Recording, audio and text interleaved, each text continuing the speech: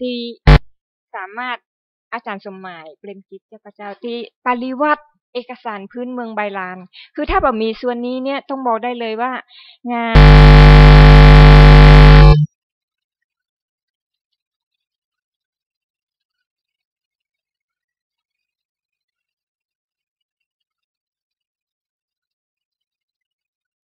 ปริวัติเอกสารพื้นเมืองขึ้น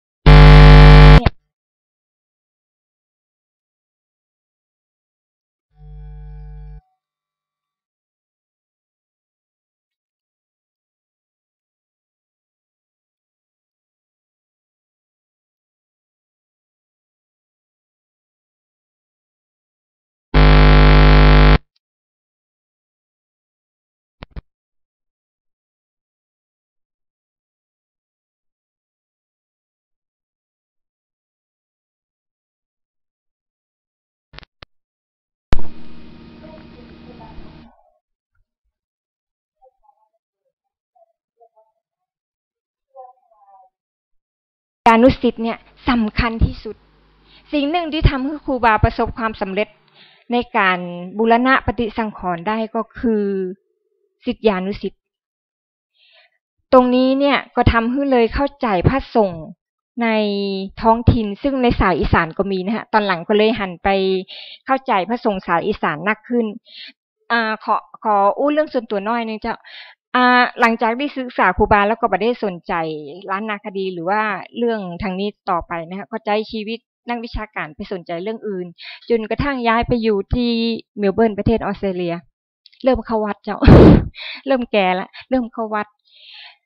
แต่วัดที่ตัวเองไปเป็นลูกศิษย์นี่คือวัดสายวัดป่าของหลวงปู่ชาเริ่มฝึกนั่งสมาธิ คือ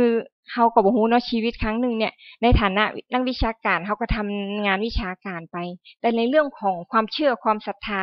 เขาบ่ได้เต็มที่กับเรื่องของความเชื่อคือบ่ได้เข้ามาทำศึกษาครูบาด้วยความเชื่อความศรัทธาแบบ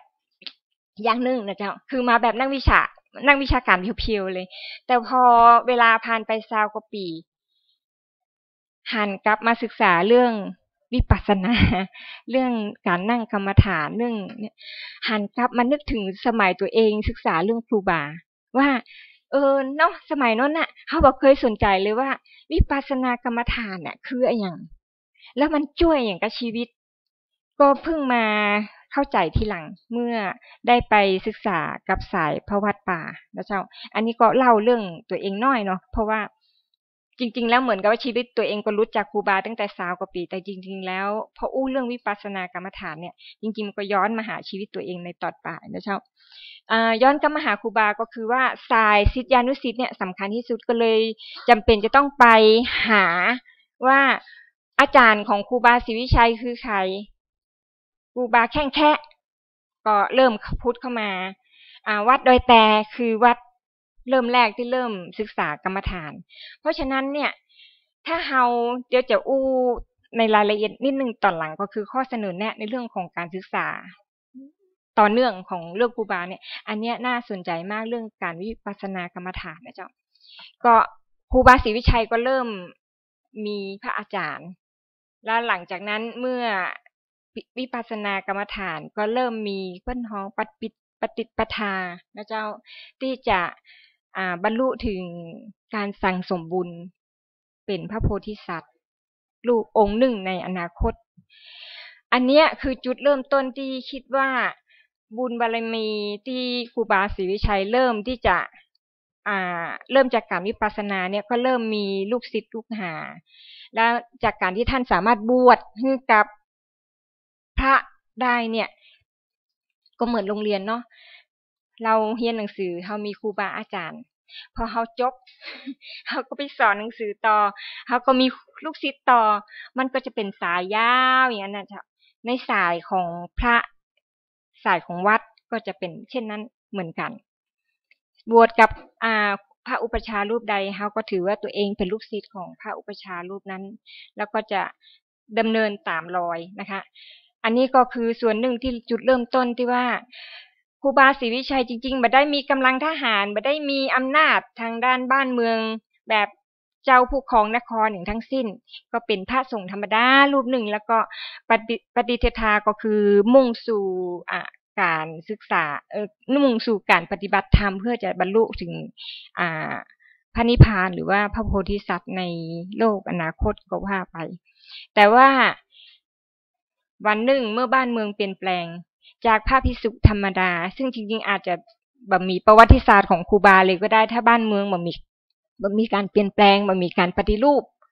เมื่อมีการปฏิรูปมันก็เข้ามากระทบซึ่งตรงนี้จะขออู้รายละเอียดเพราะว่าเป็นประวัติศาสตร์พื้นฐานที่ทุกคนก็ทราบดีว่าหัวเมืองล้านนาพอถูกรวบเข้าสู่ส่วนกลางเจ้าเมืองก็หมดอำนาจนะเจ้าทุกอย่างก็เปลี่ยนแปลงไปหมดภาษาเมืองก็บ่ได้เรียนแล้วพระภิกษุก็ต้องมีสถานะได้รับยศศักดิ์จากส่วนกลางอันนี้ก็คือทุกส่วนในสังคมล้านนาก็ถูกเปลี่ยนแปลงไปทั้งหมดทีนี้เมื่อครูบาเจ้าเป็นพระรูปเดียวที่ท่านจะบอกว่าท่านมาสนใจการเปลี่ยนแปลงมีความรู้สึกนะเจ้าตอนที่ทำวิทยานิพนธ์นะเหมือนกับว่าโลกตั้งนอกจะไปทางใดจะหมุนไปทางใดแต่ท่านยึดมั่นในขอโทษนะเจ้าปฏิปทาแล้วก็ยึดมั่นในแนวทางที่ท่านปฏิบัติท่านไม่ได้คิดว่าท่านทำผิดอย่างใดทั้งสิ้นอันนี้เหตุผลหนึ่งที่เมื่อมีการฟ้องร้องอย่างกันขึ้นมาก็มีการอธิกรณ์ก็เกิดขึ้นครั้งแล้วครั้งเล่าแต่จะอู้ถึงเรื่องการอธิกรณ์น้อยหนึ่งเพราะว่าพอดีได้อ่านงานของอาจารย์แคทเธอรีนโบวีเนี่ยก็พยายามที่จะบอกว่ากฎหมายสงฆ์เนี่ยบ่ได้มาถูกนำมาใช้นะและเหตุใดข้อขัดแย้งของครูบากับส่วนกลางถึงได้เกิดขึ้นบอกตรงๆได้เลยว่าประเด็นที่หนึ่งเนี่ย การมองเรื่องของความขัดแย้งเนี่ยต้องเข้าใจคณะสงฆ์ส่วนท้องถิ่นไม่อยากจะไม่อยากจะใช้คำว่าอิจฉาริษยาแต่ว่าเอกสารที่ปรากฏขึ้นเนี่ยมันก็คงมีเรื่องลักษณะแบบนั้นเกิดขึ้นพ่องในคณะสงฆ์ท้องถิ่นและเผอิญว่ามันมีกฎหมายใหม่ของคณะสงฆ์ที่มาจากศูนย์กลางกฎหมายใหม่นั้นของคณะสงฆ์ก็เลยคล้ายๆเป็นเครื่องมือถูกนำมาใช้นะเจ้า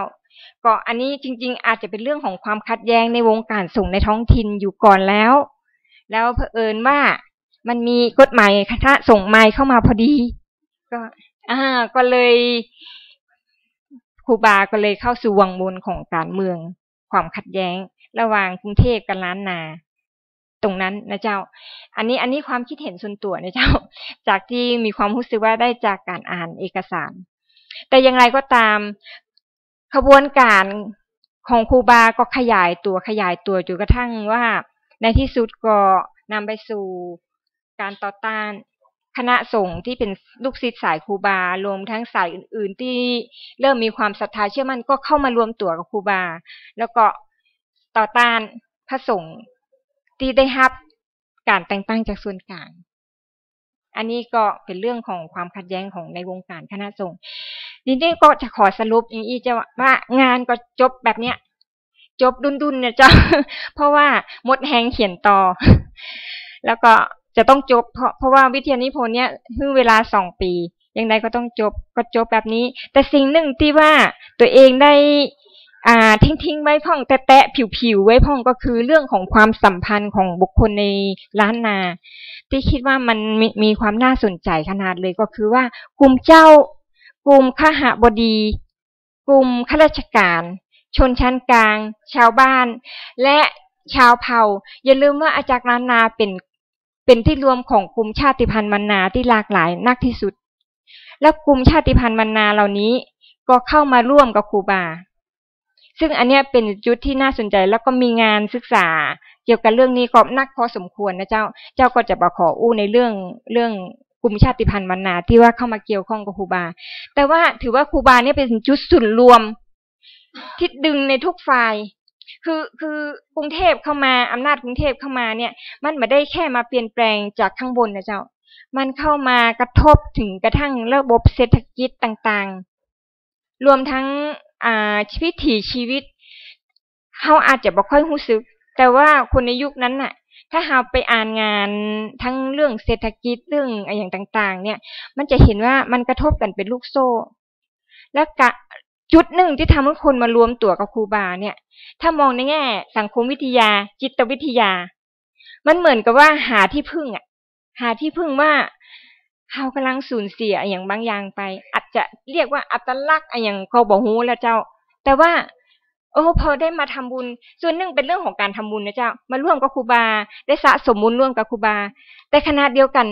เรามีอะไรบางอย่างมันครูบานี่แหละเป็นอย่างบางอย่างที่สำหรับว่าบอกให้กรุงเทพหรือว่าอำนาจที่อื่นฮู้ว่าเฮามีดีนะเฮามีอย่างที่เป็นตัวตนของเฮาอันนี้ก็แตะไว้นะเจ้าว่าไอ้ความสัมพันธ์ของกลุ่มต่างๆเหล่านี้เนี่ยมันเป็นบางอย่างที่ว่าครูบาอยู่ตรงกลางและดึงเอาทุกคนเข้ามาเนี่ยมันเป็นเรื่องของอัตลักษณ์ของท้องถิ่นแม่นก่อนอันนี้ก็ทิ้งคำถามไว้ในวิทยานิพนธ์ของตัวเองนะเจ้าก็บอกว่าหลังจากนั้นก็จะมีคนทำงานศึกษาต่อทีนี้จะเข้าไปสู่ประเด็นที่2นะเจ้า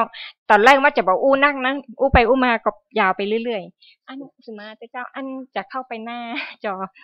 ก็เลยว่าอันจากสรุปที่ได้ศึกษามาซึ่งก็เป็นข้อมูลเก่าๆเป็นเรื่องเก่าๆที่ว่าอันเป็นงานวิชาการที่บ่ได้เพิ่มพูนความรู้ความก้าวหน้าแต่ว่าอย่างใดก็แล้วแต่เนี่ยสิ่งที่ตัวเองมีความรู้สึกว่าแตะผิวไว้เนี่ยอาจจะมีความน่าสนใจก่อนที่จะมา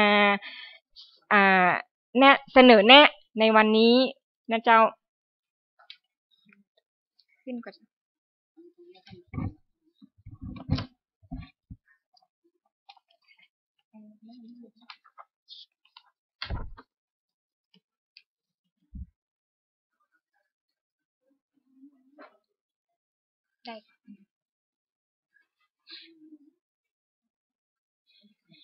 อันถ้าเจอันก็ขออู้ไปก่อนจริงๆปัญหาอุปสรรคเรื่องเอกสารเนี่ยยังมีอุปสรรคแถมอันนึงที่ลืมเล่าก็คือเรื่องของการสัมภาษณ์ข้อมูลส่วนบุคคลคือในยุคนั้นเนี่ยเวลาที่เราคิดถึงว่าเราจะไปสัมภาษณ์ใครที่ว่าหูเรื่องครูบาก็ยุคนั้นก็ขี่มอเตอร์ไซค์เนาะบ่มีเรานักศึกษาบ่มีสตังค์เนาะขี่มอเตอร์ไซค์ไปวัดบ้านปางก็ไปหาหลวงพ่ออินซึ่งว่าคนก็บอกว่าเป็นหลานครูบาก็ไปสัมภาษณ์หลวงพ่ออินก็ความจำเนาะคนเฒ่าคนแก่ก็ขาดบินเขาก็ได้ข้อมูลสัมภาษณ์แบบว่าตรงนั้นหน่อยตรงนี้หน่อยก็เอามาปฏิติดประต่อซึ่งข้อมูลสัมภาษณ์เนี่ยเป็นข้อมูลสัมภาษณ์ที่ค่อนข้างจะบอกค่อยได้น้ำได้เนื้อตัวใดในความรู้สึกของตัวเองสมัยนั้นเพราะว่าอันที่หนึ่งมันมีความสามารถที่จะตามสายลูกศิษย์ครูบาได้นะเจ้าเงินทองเขาก็บ่มีที่จะเดินทางไปรู้เหมือนกันว่าต้องไปวัดพระบาทตากผ้าครูบาธรรมจักรคือมีคนแนะนำมาว่าครูบาอาจารย์ลูกศิษย์สายครูบาที่ควรจะไปสัมภาษณ์มีไผ่พ่องตรงนั้นเนี่ยตัวเองก็บ่สามารถที่จะไปถึงข้อมูลสัมภาษณ์ตรงนั้นได้ซึ่งนักวิชาการรุ่นใหม่ก็มีความคล่องตัวความสะดวกที่สามารถจะได้ข้อมูลตรงนั้นดีกว่าตัวเองนะเจ้าอันนี้ก็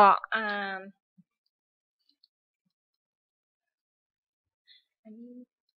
กดตรงนี้นะขอโทษนะอาจารย์ครับเป็นคนใจทุกอันนี้จะใจเทคโนโลยีบ่ค่อยจ้าง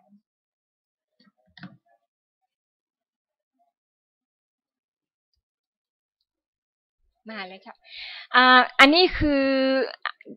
ลองทำสรุปนะฮะสรุปที่ตัวเองศึกษามาว่างานที่ตัวเองไปแตะไว้แต่ว่าไม่ได้ลงลึกอย่างใดเนี่ยมองแล้วเนี่ยเวลาเขาศึกษาเรื่องครูบา3ส่วนนี้จะเป็น3ส่วนที่ไม่สามารถที่จะแยกออกจากกันได้โดดๆนะเจ้าเรื่องที่1ก็คือว่าความเปลี่ยนแปลงบริบทคือในฐานะที่เป็นละออนประวัติศาสตร์เนาะบริบทนี่สำคัญขนาดเขาจะศึกษาเรื่องอย่างก็ต้องบริบทไว้ก่อนบริบทก็คือช่วงระยะเวลาใดเวลาหนึ่งเพราะฉะนั้นฐานะของครูบาก็จะเปลี่ยนไปตามบริบทนะคะรัชกาลที่5รัชกาลที่6รัชกาลที่7หรือแม้แต่การเข้าสู่การเปลี่ยนแปลงหลังการปกครองเองก็แล้วแต่คือบริบทในแต่ละช่วงก็อาจจะมีผลกับเรื่องของสถานะครูบาซึ่งตรงนี้เนี่ยถ้าคนที่ไม่ได้ศึกษาสายประวัติศาสตร์ก็อาจจะแบบค่อยให้ความสำคัญต่อใดแต่สำหรับสายประวัติศาสตร์แล้วเราค่อนข้างจะให้ความสำคัญกับเรื่องบริบทเพราะฉะนั้นการเมืองความสัมพันธ์กรุงเทพล้านนารวมไปถึงล้านช้างนั้นจริงๆแล้วงานตัวเองเนี่ยที่ขาดก็คือว่าในสายของล้านช้างหรือว่า12ปันนาลัดฉานอันนี้ขออู้เรื่องครูบาชุ่มนะเจ้าไม่ได้รู้จักครูบาชุ่มเป็นการส่วนตัวนะเจ้าแต่ว่าท่านดังมากตอนตีอันทำหลวงเนี่ยก็ครูบาชุ่มก็เพิ่งรู้จักนะเจ้าเพราะว่าอยู่ต่างปุ้นเนาะบอกค่อยได้ตามก็มีความรู้สึกว่าสถานะครูบานี่เนี่ยเป็นสถานะที่บอยู่บ่มีพรมแดนบ่ได้อยู่ประเทศใดประเทศหนึ่งนะเจ้า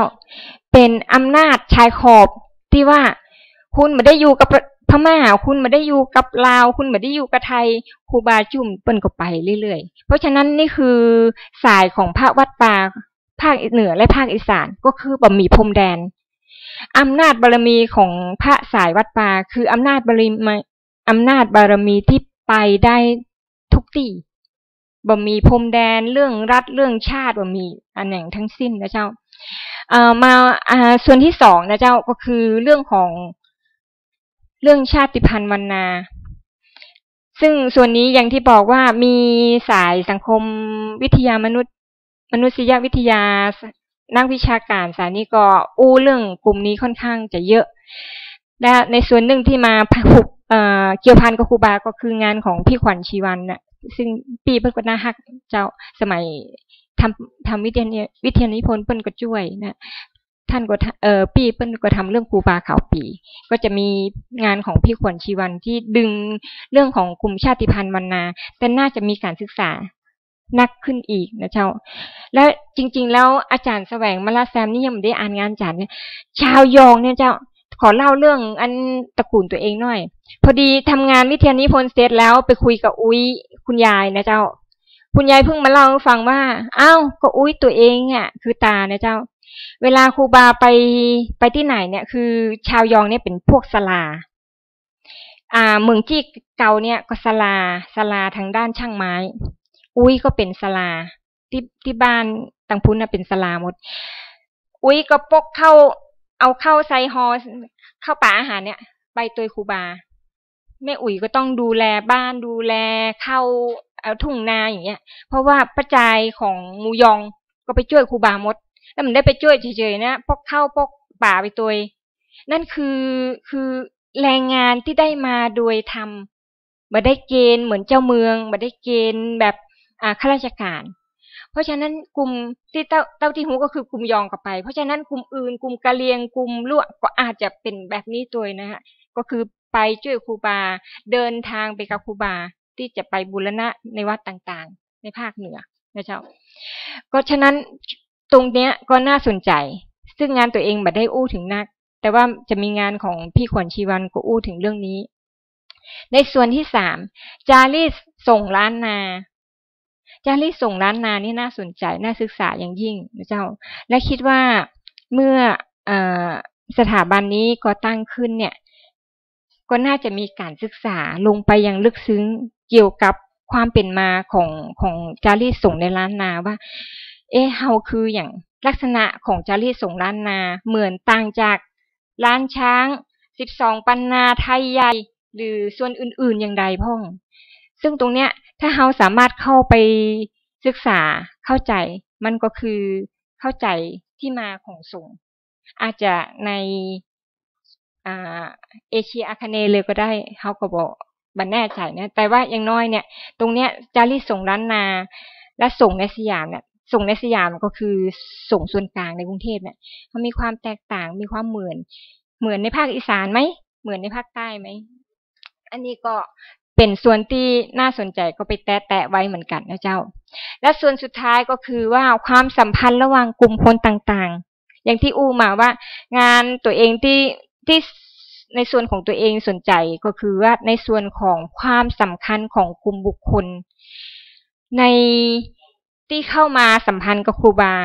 พอดีช่วงทำวิทยานิพนธ์ปริญญาเอกจริงๆไม่ได้เกี่ยวกับครูบาสักน้อยจะทำเรื่องปัญญาชนฝ่ายซ้ายในช่วงสงครามหลังสงครามโลกครั้งที่2พวกจิตภูมิศักดิ์แต่ปรากฏว่าในช่วงที่เข้าไปอ่านเอกสารในหอจดหมายเหตุไปนั่งอ่านหนังสือคนเมืองเจ้าอ่านและติดพันอ่านจบทุกเล่มที่มีเก็บในหอจดหมายเหตุแห่งชาติและได้ภาพอย่างคุณไกรศรีนิมันเหมมินจะเป็นคนหนึ่งที่เป็นคนก่อตั้งหนังสือคนเมืองรู้สึกจะเป็นช่วงทศวรรษ 2490 และหนังสือคนเมืองหนังสือพิมพ์คนเมืองอันเนี้ยทำให้ตัวเองเข้าใจในส่วนของบริบทของล้านนาในช่วงนั้นได้มากขึ้นก็คือว่าในหนังสือพิมพ์นักเขียนในหนังสือพิมพ์เนี่ยซึ่งเชื่อว่าเป็นคนในล้านนาเนี่ยพยายามที่จะอธิบายตัวตนของตัวเองในส่วนหนึ่งของการเป็นชาติว่าในฐานะล้านนาเนี่ยเฮาคือส่วนไหนของชาติก็คือชาติไทยรัฐไทยเนี่ยซึ่งน่าสนใจขนาดว่ามีการยอมรับว่าเฮาตอนเนี้ยเป็นหนึ่งนะของรัฐชาติของประเทศไทยเนี่ยแต่ในขณะเดียวกันก็มีการต่อต้านว่าเฮามีดีนะเฮามีวัฒนธรรมเฮามีประวัติศาสตร์ของเฮาเองซึ่งตรงเนี้ยเหมือนกับว่าส่วนกลางต้องยอมรับในตัวตนของเฮาตัวซึ่งหนังสือพิมพ์คนเมืองเนี่ยน่าสนใจขนาดว่าเป็นอย่างหนึ่งที่เข้าใจว่าปัญญาชนของล้านนาในยุคนั้นก็มีความพยายามที่จะอธิบายตัวตนของตัวเองออกมาคือเฮาบ่ได้ปฏิเสธชาติมันเกิดขึ้นมาแล้วว่าต้องรวมอยู่กับกรุงเทพต้องเป็นหนึ่งแต่ว่าล้านนามีที่มานะประวัติศาสตร์ยาวนานนะเฮามีดีของเฮามีวัฒนธรรมของเฮามีจารีตของเฮาอันนั้นคือสิ่งที่น่าสนใจที่หนังสือคนเมืองพยายามที่จะอู้ถึงนะเจ้าก็อันนี้ก็ถือว่าในกลุ่มของบุคคลต่างๆอีกเรื่องนึงก็คือฝ่ายเจ้าก็น่าสนใจเจ้าดารารัศมีถูกส่งไปอยู่กรุงเทพเจ้าดารารัศมีเนี่ยมีลักษณะอันนี้คิดเอาเองนะจินตนาการคล้ายๆครูบาก็คือว่า เหมือนไม่ได้ต่อต้านอย่างแต่ดื้อน่ะคือท่านอยู่ในวังท่านก็แต่งผ้าสิ้นคือแต่งตัวของท่านน่ะจะกินจะอยู่นะบ่สนใจกรุงเทพเหมือนครูบาท่านก็ปฏิบัติกรุงเทพจะมีกฎหมายก็บ่สนใจก็คือจะปฏิบัติของท่านอย่างเงี้ยจะนุ่งผ้าของท่านอย่างเงี้ยจะใส่คือเหมือนดื้อน่ะดื้อเงียบอ่ะคือนี่คือความชัดเจนของตัวตนของยังเจ้าดาราก็ฉันเป็นเจ้าทั้งเหนือฉันก็จะใส่เสื้อผ้าอย่างเงี้ยกินอยู่อย่างเงี้ยครูบาก็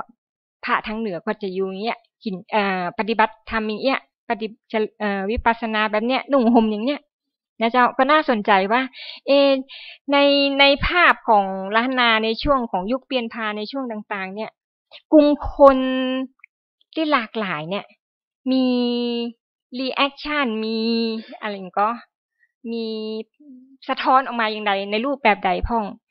และอันที่น่าสนใจก็คือคหบดีนี่แบ่งเป็น2ส่วนก็คือคหบดีในท้องถิ่นคนที่เป็นลูกหลานของทั้งเหนือโดยตรงกับคหบดีที่เกิดใหม่หลวงอนุสานี่ไม่แน่ใจว่าเป็นคนท้องถิ่นก็เจ้าห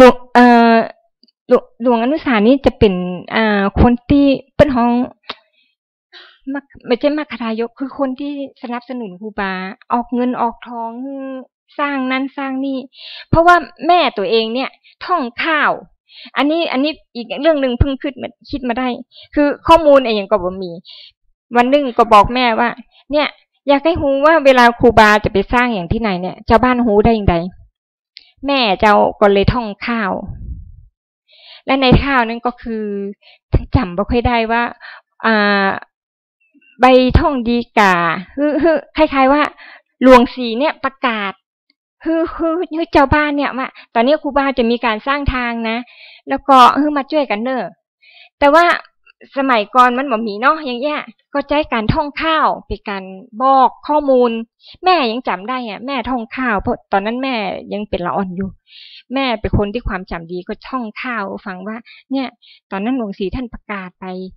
คือชาวบ้านเนี่ยเอาเข้าของเงินทองมาใครมีอย่างมีแรงเอาแรงมาใครมีเงินเอาเงินมาเพราะฉะนั้นอันนี้ก็เป็นส่วนหนึ่งที่น่าสนใจสำหรับ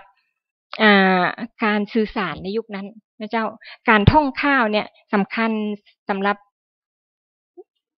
การกระจายข่าวเรื่องครูบาเหมือนกันนะเจ้าก็จริงๆแล้วก็ยังแบบมีใครศึกษานะเจ้าหรือจะมีแล้วอาจจะตกหล่นก็ไม่แน่ใจทีนี้ก็จะขออู้เรื่องสุดท้ายว่าแล้วในที่ตัวเองอยากเสนอเนี่ยมีอย่างพ่องนอกเหนือจากว่าที่เป็นผลพวงของงานวิทยานิพนธ์ของตัวเองแต่ว่าหลังจากมาอ่านหนังสือเล่มนี้แล้วก็รู้สึกว่าเอ๊ะที่เตรียมมาเปิ้นก็ทำกันหมดแล้วนะเพราะว่าเป็นคนตกยุคอันวิชาการเนาะเจ้าก็ในหนังสือเล่มนี้ก็พยายามก็ได้อู้ถึงประเด็นที่ตัวเองเตรียมมาเรียบอ๋อคนนั้นก็ศึกษาแล้วคนนี้ก็ศึกษาแล้วก็เลยว่าตรงนี้อาจจะบ่ต้องอย่างนักก็ได้เพราะว่าอันนักวิชาการรุ่นใหม่เพิ่นก็มีความก้าวหน้าในเรื่องนี้เนาะว่าได้ศึกษาส่วนต่างๆแต่สำหรับตัวเองแล้วภาพรวมถ้าหากจะศึกษาครูบาเราควรจะมีการศึกษาภาพรวมทั้งหมดนะฮะที่ทำวงกลม3อันว่ามันจะทำให้ความเข้าใจของทั้งครูบาคณะสงฆ์ชุมชนต่างๆของล้านนาเนี่ยรวมทั้งช่วงเวลาถ้าหากว่านักวิชาการรุ่นใหม่สามารถที่จะฉายให้เห็นบริบทการเปลี่ยนแปลงของสังคมล้านนาไปพร้อมๆกับจะศึกษาเรื่องครูบาก็จะอาจเป็นมิติอย่างที่น่าสนใจนะเจ้าสุดท้ายนี้ก็ขอคิดว่าเมื่อมีมูลนิธิครูบาศรีวิชัยตั้งขึ้นเนี่ยเจ้าก็คิดว่าผลงานไม่ใช่ผลงานฐานะอันโดดเด่นของครูบาคือสิ่งที่เขาจะต้องประกาศให้โลกรู้เจ้าในฐานะพระสงฆ์รูปหนึ่งที่อาจจะไม่ได้มีแค่ทางด้านท้องถิ่นภาคเหนือผลงานท่านหรือว่าบทบาทท่านอาจจะ ขยายไปยังที่ต่างๆจึงคิดว่าตอนนี้คนกำลังหันมาเรื่องของวิปัสสนากรรมฐานขนาดละออนน้อยหลงในถ้ำสิ่งที่หนังสือฝรั่งเอาไปเขียนได้ที่สุดเนี่ยกับเป็นเรื่องวิปัสสนากรรมฐานนะเจ้าว่าละออนรอดชีวิตได้อย่างไรเหมือนเช่นหน่วยซิลนะเจ้าฝรั่งให้ความสนใจนักว่าในช่วง10 กว่าวันเนี่ยละออนรอดชีวิตได้อย่างไรโดยบ่มีอุปกรณ์ยังชีพใดๆทั้งสิ้นวิปัสสนากรรมฐานเป็นหัวใจเพราะฉะนั้นโลกยุคใหม่เพราะฉะนั้นมูลนิธิครูบาศรีวิชัยเจ้าก็ชื่นชมที่ว่ามีการจัดตั้งขึ้นแล้วก็รู้สึกได้รับเกียรติได้รับเชิญมาจุดหนึ่งก็คือที่เจ้าอยากเห็นก็คือว่านอกจากจะส่งเสริมเรื่องของวิชาการแล้วเนี่ยอยากให้มีการส่งเสริมเรื่องของศีลธรรมเรื่องของสอนละออนวิปัสสนากรรมฐานขออู้งานของตัวเองหน่อยที่อยู่ทางปูนนะเจ้าเป็นแม่บ้านธรรมดาแต่ว่าส่วนหนึ่งเนี่ยก็ปิ๊กไปช่วยวัดเจ้ามีวัด2 วัดที่เมลเบิร์นและแฮมที่บริสเบนก็ตั้งศูนย์สอนละออนก็คือเขาอยากให้ละออนมีหูวิธีนั่งวิปัสสนาเพราะว่าในที่สุดแล้วเนี่ยงานวิชาการจะโดดเด่นจะองค์ความรู้ใหม่อย่างก็แล้วแต่ในที่สุดนักวิชาการทั้งหลายก็คือมนุษย์ธรรมดาและสิ่งที่มนุษย์ธรรมดาจะมีชีวิตยังมีความสุขได้ก็คือการปฏิบัติธรรมอย่างคุณจะจบด็อกเตอร์คุณจะเป็นศาสตราจารย์คุณจะเป็นอย่างก็จ้างเถอะในโลกนี้แต่ในที่สุดแล้วเนี่ยมันมีอย่างสำคัญเท่ากับว่าชีวิตมีความสุขได้จะใดก็คือการปฏิบัติธรรมเพราะฉะนั้นอันเนี้ยมูลนิธิครูบาศรีวิชัยจะช่วยให้คนรุ่นใหม่มีความสุขแล้วก็ดำรงชีวิตได้อย่างไรก็คือสิ่งที่ครูบาทำมาก็คือการปฏิบัติธรรมการดำเนินอยู่ในปฏิปทาแล้วก็นั่งสมาธินั่นเป็นอย่างที่ในที่สุดแล้วก็จะไปสอดคล้องกับสิ่งที่ในหลวงสอนเฮาก็คือพอเพียงบ่มีอย่างนักละชีวิตมีแต่สิ่งที่ครูบาไปไหนก็มีอย่างก็ขอโทษเจ้าบิณฑบาตเจ้าบาตรเหียอันขอโทษเจ้าสุมาเจ้าก็มีบาตรมีบ่มีอย่างเลยไม้เท้าชีวิตมีแต่อันเองนะเจ้าเพราะฉะนั้นอันนี้คือสิ่งที่คิดว่ามูลนิธิครูบาศรีวิชัยรวมทั้งคณะกรรมการก็อาจจะไปสร้างคนรุ่นใหม่เขาจะสร้างงานวิชาการโดดเด่นให้โลกรู้ก็เป็นอีกส่วนหนึ่งแต่ส่วนหนึ่งก็คือชีวิตมนุษย์ธรรมดานี้ที่จะให้เขามีความสุขได้อย่างไรแล้วก็อยู่ในศีลธรรมได้อย่างไรเจ้าขอบคุณนักๆเจ้าขอบพระคุณครับอาจารย์ครับครับก็เป็นการเปิดนำเสวนาผมว่าเป็น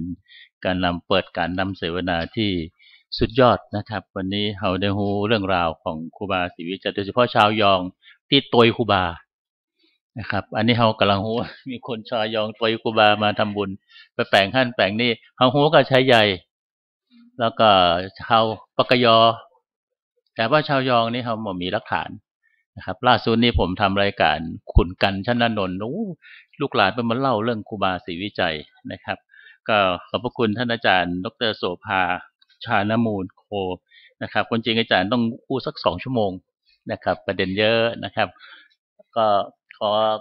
ขอบคุณท่านอาจารย์ที่ได้มานำเสวนาท่านอาจารย์ยังจะอยู่กับเราอยู่นะครับเอานี้ทั้งวันเพิกเจ้านี่ทุกตั้งแต่ถึงเที่ยงวันอันดับต่อไปนี้ขอเรียนเชิญท่านดิเรกก้อนกลีบอดีตผู้ว่าราชการจังหวัดลำพูนลำปางนะครับได้มอบของที่ระลึกแก่ท่านอาจารย์โสภาชานมูลครับ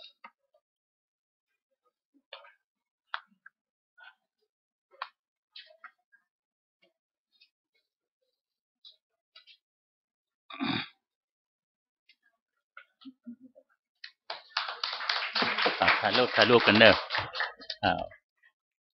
ขอบพระคุณนะครับแล้วก็ท่านหนึ่งที่ได้อุปถัมภ์การจัดงานในคราวนี้ซึ่งเราจะแจกประเดี๋ยวนี้นะครับก็คือท่านอาจารย์รัตน์ปาลพงศ์ครับอาจารย์ครับอาจารย์รัตน์ปาลพงศ์เจ้าของพึ่งน้อยครับรับของที่ระลึกจากท่านพระครูที่ จากเจ้าหน้าพระครูครับจากพลเอกธรรมรัตน์ครับพลเอกธรรมรัตน์เจริญกุลครับขอเชิญทั้งหน้านะครับ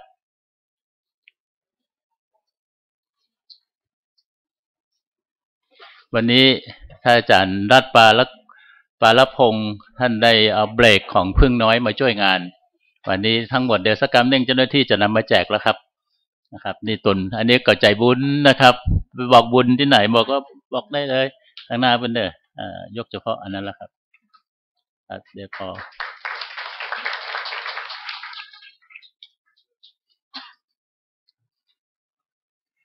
ขอบพระคุณทุกท่านนะครับที่ทำให้งานนี้สำเร็จรุ่งเรืองไปได้ดีสมาคมชาวละปูนมอบสตังค์จัดงาน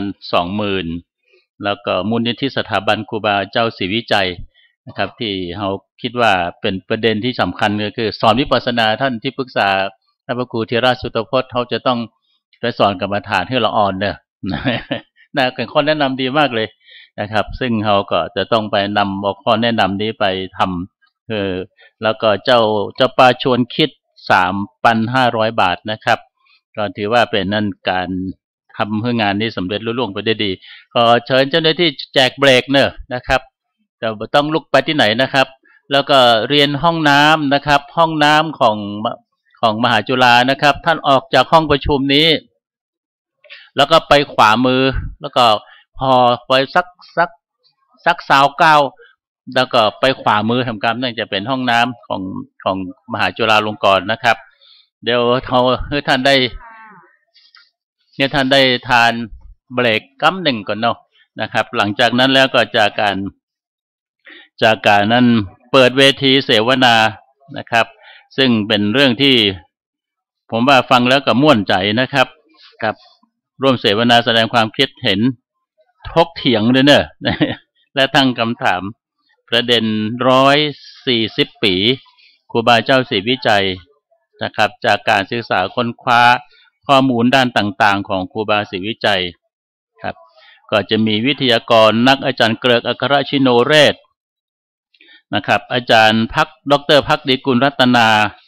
อันนี้ก็มาช่วยงานมจร.นะครับปัจจุบันนี้ก็ช่วยเป็นพิธีกรสถานีวิทยุมหาจุฬาเชียงใหม่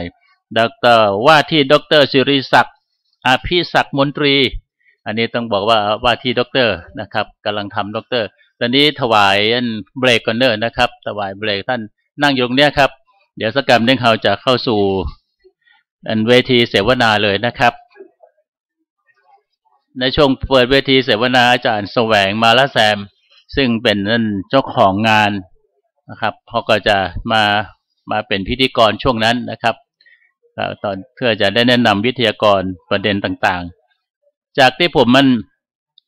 ถามอาจารย์แสวงมาละแซมมันบอกว่าการเปิดเวทีเสวนาคราวนี้ทั้ง3ท่านนะครับคืออาจารย์เกริกอัครชิโนเรศแล้วก็นักวิชาการอิสระนะครับแล้วก็อาจารย์ดร.ภักดีกุลรัตนาว่าที่ดร.ศิริศักดิ์อภิศักดิ์มนตรีนี่นะเปิ้นไปอ่านหนังสือคนละเล่มน่าสนใจมากเลยไปอ่านหนังสือเปิ้นมอบหนังสือไปอ่านให้คนละเล่มอย่างเช่นอาจารย์เกริกอัครชิโนเรศเนี่ยไปอ่านหนังสือเล่มหนึ่งเป็นตัวเมืองเรื่องราวของครูบาเจ้าศรีวิจัยนะครับก็คนที่เขียนนี่ไปสัมภาษณ์ครูบาเจ้าศรีวิจัยเลยในยุคนั้นแล้วก็เขียนหนังสือมาเล่มหนึ่งซึ่งวันนี้อาจารย์เกริกจะเอาเรื่องราวในหนังสือเล่มนั้นมาขยายผลแล้วก็มาชี้แนะประเด็นต่างๆที่หนังสือไปอ่านไปปะอย่างพ่องเกี่ยวกับครูบาเจ้าศรีวิจัยแล้วก็อาจารย์ดร.ภักดีกุลรัตนานี่ไปอ่านหนังสือ140 ปีครูบาเจ้าศรีวิจัยซึ่งมูลนิธิสถาบันครูบาเจ้าศรีวิจัยได้ผลิตขึ้นมาอาจารย์แจงนี่ก็ชื่อเล่นเป็นแจงอาจารย์แจงก็ไปอ่านมาวันนี้จะไปย่อยทำเล่มหนึ่งนะครับไปอ่านทำเรื่องหนึ่งไปย่อยมา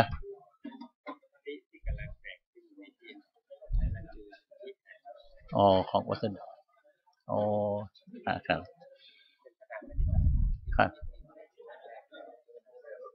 ครับแล้วก็สำหรับคุณศิริศักดิ์อภิศักดิ์มนตรีนี่ก็ศึกษาประวัติครูบาศรีวิจัยมายาวนานวันนี้แต่ละท่านก็จะมีถือ กัมปีก้อมคนละเล่มแล้วก็ขยายน่าสนใจมากเลยนะครับท่านผู้ชมท่านผู้ฟังที่ฟังอยู่ทางบ้านนะครับนี่คือบรรยากาศในห้องประชุม4 ปริยัตยานุรักษ์ครับซึ่งมีการเสวนารำลึก140 ปีชาตการครูบาเจ้าศรีวิจัยครั้งที่2ครั้งที่1เขาจัดที่สถาบันวิจัยสังคมครั้งที่2อาจารย์แสวงมาและแซมประสานโทรหาปรึกษาผมไปเขาไปจัดที่ไหนหามันได้บรรยากาศ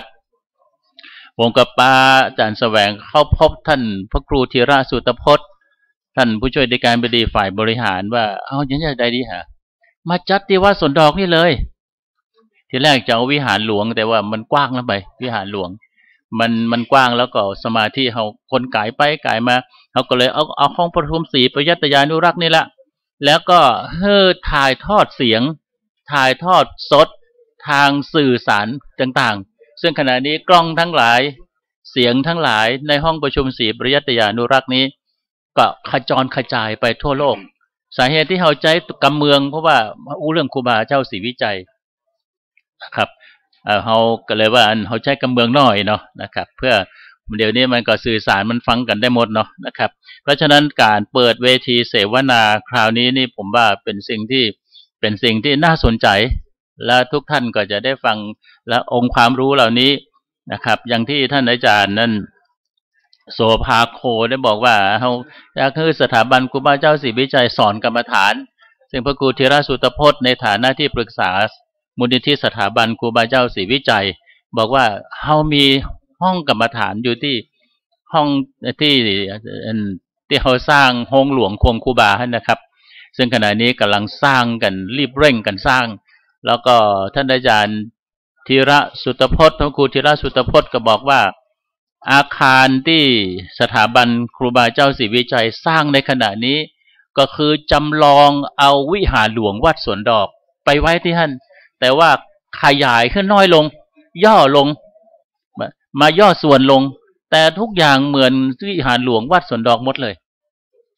น่าสนใจมากเลยอันศาลารุ่งจันตาบุญซึ่งเป็นนั่นเป็นวิศวกรเป็นสถาปนิกเป็นนักออกแบบมีฮันโมดไอ้คนเก่งแต่คนหนึ่งของชาวล้านนาก็มัน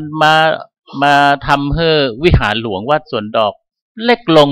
แต่ว่ามีคุณค่าที่ไปอยู่บนพื้นที่ของครูบาเจ้าศรีวิจัยที่เคยไปแหกเนาะเป็นว่าอันจอบแรกไปแหกที่จะก่อนจะขึ้นไปวัดพระธาตุดอยสุเทพไปแหกอยู่ที่หั่นนะครับก็ถือว่าวันนี้เราได้มาตามหอยครูบานะครับในประเด็นต่างๆทั้งด้านภูมิศาสตร์นะครับหลังด้านจารีตที่ทอยนะครับแล้วก็ในด้านคำสอนในด้านวิธีคิดต่างๆของครูบาเจ้าศรีวิจัยที่อาจารย์โสภาดร.โสภาบอกว่าเพิ่นสนใจการเปลี่ยนแปลงของโลกนะครับนี่ภาวะผู้นำมันหนึ่งเนาะโลกเปลี่ยนไปนะครับสุดท้ายมันก็เปลี่ยนไปมาเดี๋ยวนี้สปื้นละนะครับก็คือโลกมันเปลี่ยนไปแต่ว่าความเป็นธรรมะความเป็นนั่นพระสงฆ์ในพุทธศาสนาในภาพของครูบาเจ้าศรีวิจัยยังอยู่ในใจของคนจนถึงมาเดี๋ยวนี้นะครับโลกเปลี่ยนเป็นนักละแต่ครูบาเจ้าไม่เคยเปลี่ยนนะครับวันนี้140 ปีชาตการครูบาเจ้าศรีวิจัยนะครับเฮาทั้งหลายทั้งที่ก็บ่เคยป้าครูบาแต่ว่าไปตั้งใดก็มีก็ฮูบครูบานะครับมหาวิทยาลัยมหาจุฬาลงกรณราชวิทยาลัยวิเขตเชียงใหม่เขาก็จะไปสร้างอนุสาวรีย์ครูบาที่ปงกุมดอยสะเก็ดอย่างเงี้ยครับอันใดที่เป็นที่ครูบาเตียวกายแต่ละคนที่เคารพนับถือก็เอาไปสร้างสัญลักษณ์ของครูบาเช่นรูปเหมือนนะครับเดี๋ยวท่านอาจารย์นั่นอาจารย์แสวงเตรียมการกำเดียวนะครับจะได้ถ้าอาจารย์แสวงซ้อมพร้อมเจิญเลยนะครับอาจารย์แสวงพร้อมเจิญเลยผมมีภารกิจอยู่น้อยหนึ่งนะครับเดี๋ยวจะไปต้อนรับดร.สุภวัฒน์ภูวกุลครับ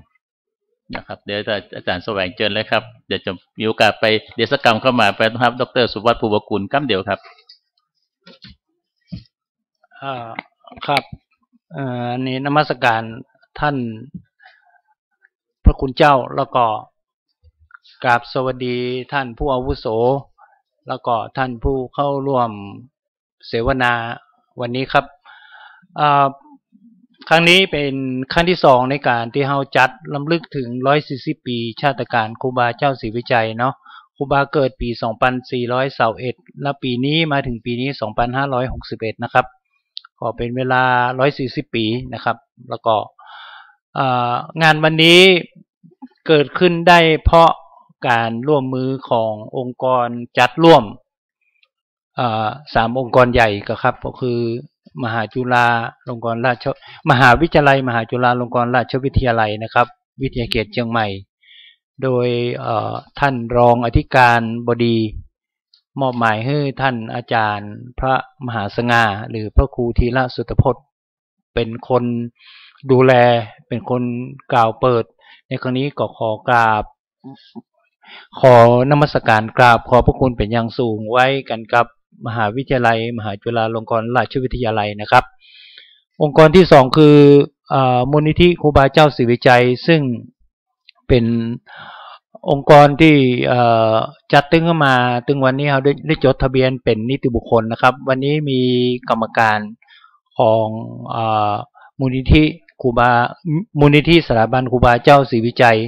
ก็ได้มาร่วมกันครับอยู่หลายท่านนะครับก็มูลนิธิสถาบันครูบาเจ้าศรีวิชัยเป็นมูลนิธิที่ตั้งขึ้นมานิติบุคคลที่ไม่ได้แสวงหาผลกำไรเป็นมูลนิธิองค์การกุศลนะครับมีจุดประสงค์เพื่อที่จะส่งเสริมบารมีของครูบาเจ้าศรีวิชัยให้นักยิ่งขึ้นนะครับขณะนี้สถานที่ตั้งของมูลนิธิอยู่ที่ตินโดยสุเทพนะครับอยู่ทางซ้ายมือของอนุสาวรีย์ครูบาเจ้าศรีวิชัยถ้าเราไปเราก็ตอนนี้กำลังอยู่ในระหว่างการดำเนินการก่อสร้างอาคารสถานที่ต่างๆนี้เกิดขึ้นจากจิตศรัทธาของคนหมู่เฮาทั้งหลายถึงทั่วประเทศนะครับที่ได้ร่วมกันให้หอมได้ร่วมกันบริจาคทำให้เกิดมูลนิธิขึ้นนะครับวันพรุ่งเฮาจะประชุมกันว่าวันที่8 พฤศจิกายนซึ่งเป็นวันที่เฮาจะจัดงานใหญ่กูปีนั้นว่าปีนี้ในระหว่างที่อาคารกำลังสร้างนะครับเฮาจะจัดงานจะใดวันพรุ่งมูลนิธิจะมีการประชุมคณะกรรมการขึ้นนะครับองค์กรที่3คือชมรมล้านนาคดีนะครับวันนี้ตัวแทนของชมรมล้านนาคดีคนสำคัญก็คือท่านอาจารย์เกลืออัครชิโนเรศแล้วก็ได้มาเป็นผู้นำในการเสวนาตัวนะครับลำดับขั้นตอนในการที่จะเสวนาในวันนี้ก็คือเราจะเริ่มต้นจากการที่ผู้นำในการเสวนาถึง3 ท่านนะครับก็เริ่มต้นจากอาจารย์เกลืออาจารย์ดร.ภักดิกุลแล้วก็คุณศิริศักดิ์นะครับซึ่ง3 ท่านนี้ก็จะเป็นคนนำก่อนก็เหมือนกับว่าเริ่มต้นว่าเราจะนำประเด็นในการนำเสนอจากท่านมาในที่ประชุมก็ร่วมกันให้ความคิดเห็นเพิ่มเติมอภิปรายเพิ่มเติมมีข้อซักถามก็เราก็ตอบกันในห้องประชุมถือว่าเป็นการร่วมกันในการจัดเสวนาในช่วงที่2นี้นะครับก่อนอื่นผมใครแนะนำท่านผู้นำในการเสวนาครั้งนี้นะครับอันนี้ท่านแรกนะครับท่านแรกคือท่านอาจารย์เกลืออัครชิโนเรศท่านเป็นผมจะฮ้องว่าเป็นศิษย์เอกหรือเป็นคนสำคัญที่สืบทอดวิชาความรู้พยาปัญญาของศาสตราจารย์ดร.อุดมรุ่งเรืองศรีอดีตปราชญ์ล้านนาคนหนึ่งผู้แต่งพจนานุกรมล้านนาฉบับแม่ฟ้าหลวงอาจารย์เกิดก็ได้มีส่วนอาจารย์เกิดนี้ติดทำติดแทกันครับท่านอาจารย์อุดมนะครับดูแลถึงด้านช่วยอาจารย์อุดมถึงด้านวิชาการแล้วก็เรื่องตอนหลังมาอาจารย์อุดมก็บ่ค่อยสบายอาจารย์เกิดเนี่ยเป็นคนดูแลอยู่ตลอดดังนั้นองค์ความรู้ต่างๆพยาปัญญาต่างๆจากท่านอาจารย์อุดมซึ่งเป็นปราชญ์ล้านนาคนหนึ่งเนี่ยได้ถูกถ่ายทอดมาสู่อาจารย์เกลือแล้วลักษณะโดดเด่นอาจารย์เกลือคนหนึ่งคือ เป็นคนที่มีพญาปัญญาและได้อ่านตัวเมืองมานักนะครับได้อ่านตัวเมืองได้อ่านอักขระล้านนาอย่างแตกฉานดังนั้นผมก็เลยปรึกษาอาจารย์เกิกว่าอาจารย์อ่านตัวเมืองมานักแต่วันนี้มีเวลาจำกัดอาจารย์เกิกได้หยิบงานชิ้นหนึ่งนะครับเดี๋ยวอาจารย์เกิกจะเล่าให้ฟังว่างานชิ้นนี้มีความสำคัญเนี่ยเป็นตัวเมืองนะครับงานชิ้นนี้อาจารย์เกิกได้ไปอ่านมาแล้ววันนี้อาจารย์เกิกจะนำมาเสนอแล้วก็แลกเปลี่ยนนะครับอาจารย์เกิกจบการศึกษาเฮามันต้องอู้ถึงเนาะท่านจบปริญญาโททางด้านจบคณะโบราณคดีมหาวิทยาลัยศิลปากรนะครับเดี๋ยวแถมคนหนึ่งสุมาเตอร์พอดีครับขอสุมาเตอร์อาจารย์เกิกจบคณะมนุษย์นะครับอันนี้ประวัติศาสตร์นะครับแล้วไม่ใช่แถมคนหนึ่งเดี๋ยวก่อนเนอะผมก็ไม่ได้เขียนชื่อนะครับศึกษาศาสตร์บัณฑิตปริญญาโททางด้านพุทธศาสนาศึกษานะครับบทบาทและตัวตนของได้มีผลงานทางด้านวิชาการก็คือเจ้าหลวงสุวรรณคำแดงงานวิจัยปฏิทินหนังสือปีใหม่นะครับปกติล้านนาการศึกษาการจัดทำศูนย์ข้อมูลใบลานชุมชนที่มีส่วนร่วมในกรณีศึกษาวัดสลวงในนะครับอดีตเป็นนักวิชาการประจำโครงการสารานุกรมวัฒนธรรมไทยภาคเหนือแล้วก็นักวิชาการประจำโครงการตำราสมุนไพรกรมการแพทย์แผนไทยกระทรวงสาธารณสุขอันนี้ย่อๆนะครับคำเดียวอาจารย์เกิดจะบอกถึงสิ่งที่อาจารย์ค้นพบและอาจารย์ได้ท่านที่สองก็คือคุณศิริศักดิ์นะครับจบโบราณคดีมหาวิทยาลัยศิลปากรศึกษาศาสตร์มหาวิทยาลัยเชียงใหม่คณะป.เอกได้รับการอนุมัติแล้วนะครับจากมหาจุฬานะครับผลงานวิชาการคือหอไตรล้านนากรรมฐานล้านนาวิหารไทยล้านนาแล้วก็เอกสารที่แจกวันนี้คุณศิริศักดิ์ก็ได้เผยแพร่ในวันนี้นะครับท่านสุดท้ายนะครับอาจารย์ภักดีกูลจบป.ตรีประวัติศาสตร์คณะมนุษย์มช.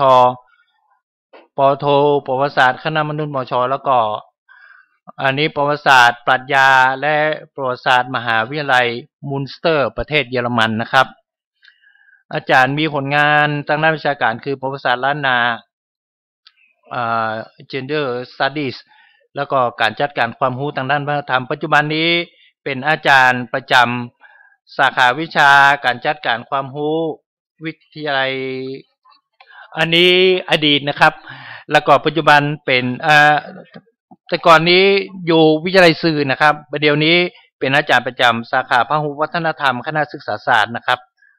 เป็นโบรกเกอร์ทางด้านวัฒนธรรมนะครับอันก็เอากันย่อๆนี้นะครับเนื้อหาสาระสำคัญก็คือเป็นการนำเสนอของท่านผู้นำในการเสวนาวันนี้ขอเชิญท่านแรกในฐานะอาวุโสสูงสุดในกลุ่มท่านอาจารย์เกิดครับ15 นาทีครับอาจารย์ครับเชิญครับอาจารย์เกิดครับเนาะขอร่วมมือนี่ทำไมมันเปิดพร้อมกันเนี่ยได้หรอกราบนมัสการพระคุณเจ้านะครับมีเวลาน้อยเนาะ15 นาทีกราบนมัสการพระคุณเจ้ากราบสวัสดีอันครูบาอาจารย์ครับท่านผู้มีเกียรติทุกคนในห้องนี้นะครับ เมื่อเดือนที่แล้วนี่อันอาจารย์แสวงได้มอบหมายว่าคือไปอ่านประวัติครูบาศรีวิจัยฉบับตัวเมืองมั้งว่าฉบับไหนปรากฏว่าเป็นฉบับที่ตอนปีพอดีตอนปี2550เนี่ยผมจะทำจัดเสาะหาเอกสารเพื่อทำอีบุ๊กเฮือนเล่มหนึ่งเวลาเข้าเล่มออกเข้าเล่มนะแกได้เข้าเล่มเดียวแกเข้าหลายเรื่องเป็น10 เรื่องผมก็ เปิดอ่านอย่างไปอย่างเงาเล่มเพนะครับเล่มเป็น3-4 นิ้วหัวกรรมไปเพื่ออาจารย์อย่าอาจารย์แสวงดูแต่ว่าต้องไอ้ไปปริ้นมาจากที่อันสถาบันวิจัยสังคมนะโอ้มันเป็นหนังสือเล่มเดียวกันนะแต่ดีกว่าคำซ้ำเพราะว่าเล่มของผมนั้นมันมีไอ้คำแก้คำผิดเนาะแล้วก็เป็นการพิมพ์ครั้งเดียวกันนะครับซึ่งทำเป็นอีบุ๊กแล้วก็เอาเผยแพร่ในเว็บไซต์นะครับทีนี้พอผมไปอ่านผมก็เอาก๊อปปี้ที่อาจารย์แสวงก๊อปปี้มาจากสถาบันวิจัยสังคมซึ่งเป็นของคนสำคัญคนหนึ่งนะครับคือคุณสงวนโชติสุรัตน์ก็ไปอ่านคือเจ้าของหนังสือไม่ใช่คนแต่งนะเจ้าของต้นฉบับเราไปอ่านแล้วทีนี้มันเกิดในห้องไว้ใดดีกับเมืองสมีกับไทยไหมมันเดจาวูมันคือมหาเดจาวูคือหาเคยอ่านมาก่อนนี่ไว้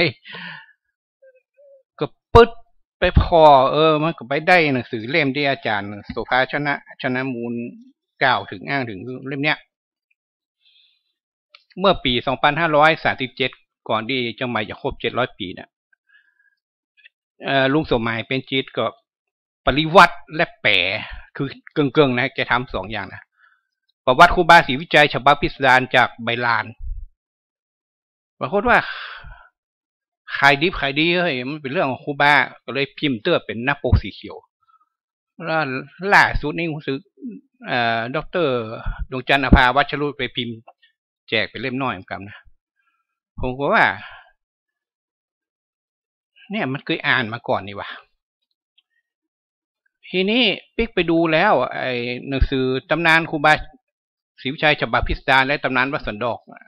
เอกสารร่วมสมโภช700 ปีเมืองเชียงใหม่อันดับที่4ของสถาบันวิจัยสังคมเนี่ยมันบอกว่ามาจากใบลานเนี่ยมันว่าหมูใบลานอันใดผมไปดูรายชื่อไมโครฟิล์มเนาะผมมีว่าปรากฏว่าตำนานครูบาศรีวิจัยเนี่ยมันมีอยู่5 วัดมันมีวัดแม่โจ้หนองหานวัดข้าวแต้นน้อยสันทรายหลวงวัดตรงข้าวตอกหนองแยง2 อำเภอสันทรายแล้วก็ปุ่นวัดนี้ไปจังไห้วัดนันตรามตำบลม่วงคำอำเภอพานจังหวัดเชียงรายซึ่งก็จานขึ้นในพศต่างๆกันนะครับจศ1294พ่องจศ1295พ่องซึ่งมันก็ตกประมาณ247576เนาะประมาณพศ247576ซึ่งก็เป็นการจานขึ้นหลังจากไอ้หนังสือเล่มเนี้ยหนังสือที่เจ้าสุริยะวงศ์คำตันเนี่ยแต่งไว้เนาะประวัติท่านพระศรีวิจัยบ้านปางเนี่ยนะอันนี้มันเขียนนี่มันตีพิมพ์ที่โรงพิมพ์อเมริกันคือวังสิงห์ความเชียงใหม่นะคืออยู่ตีนหัวนวรัตน์ด้านสันปะควายวะนะที่อันเกาจำชายใหญ่ๆนะจำนวน 1,000 เล่มเมื่ออันปี2572 2472กูหมายด้วย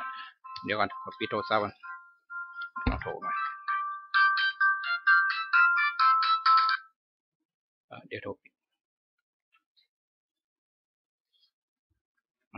ขอปิดโทรศัพท์ปิดยังไงไปคัดลอกลงในใบลานนะเดี๋ยวผมก่อนจะไปถึงนั้นเดี๋ยวผมจะบอกว่ามันจะเป็นอย่างนั้นหลังจาก2537เนาะมันก็มา2เดจาวูตัวแรกนี่มันเป็น2560อาจารย์ดร.อนาโตลเปติเยโดยมูลที่สถาบันครูบาศรีวิจัยเจ้าเนี่ยครูบาเจ้าศรีวิจัยน่ะพิมพ์หนังสือเล่มนี้ขึ้นมาน่ะประวัติครูบาเจ้าศรีวิจัยน่ะมันเป็นต้นฉมวดบาใบลานเหรอเมาะแต่อันนี้มันระบุวัดมันเหมือนของอาจารย์สมหมายนะบุว่าวัดเมืองจี้สารดวงดึงกับหมอวิชัดเอามาปริวัติแปลมาซ้ำกันนะครับก็ออกมาแต่ว่าเล่มนี้มันออกก่อนเมื่ออ่านนี่ผมก็สะดุ้งละ ก็มันเดจาวูหมายว่ากรรมมันทับกันกรรมขึ้นต้นมันทับกันกรรมตายเรื่องไปได้หรอกเวลาเราอ่านเอกสารเนี่ยแล้วขึ้นต้นแล้วลงท้ายมันย่ำกรรมกันแล้วบอกว่าต่างคนต่างเขียนเนี่ยผมก็เลยรู้เลยว่ามันเป็นอย่างนี้ปี2474หรือก่อนหน้านั้นน่ะหนังสือพิมพ์มาเล่มมันแปลงมันเล่มละบาท2 บาทนี่แปลงขนาดนะแต่ว่าใบลานกับปรับสารมันถูกอย่างแปลงแกน25 ตังค์ก็ปรับสารใบลานซ้ำให้อย่างเกือบจะเป็นของฟรีนะวัดแต่มันแปลกไปเวลาอันหมู่ไอหมู่ที่เขียนข้าวทำออกมาเรื่องนึงน่ะเขาจะไปซื้อมาเล่มบ้านเนาะจะเขาให้ลงปั๊บแล้วขอเป็นเล่าข้าวอ่ะเขาทำก๊อปปี้อย่างนี้นี่มันประวัติครูบาที่อันวัดต่างๆให้ลงใบลานเนี่ยมันก็น่าจะมาจากเนี้ยเพราะมันทับกรรมกับน้ำใบขึ้นต้นนี่อ่ะ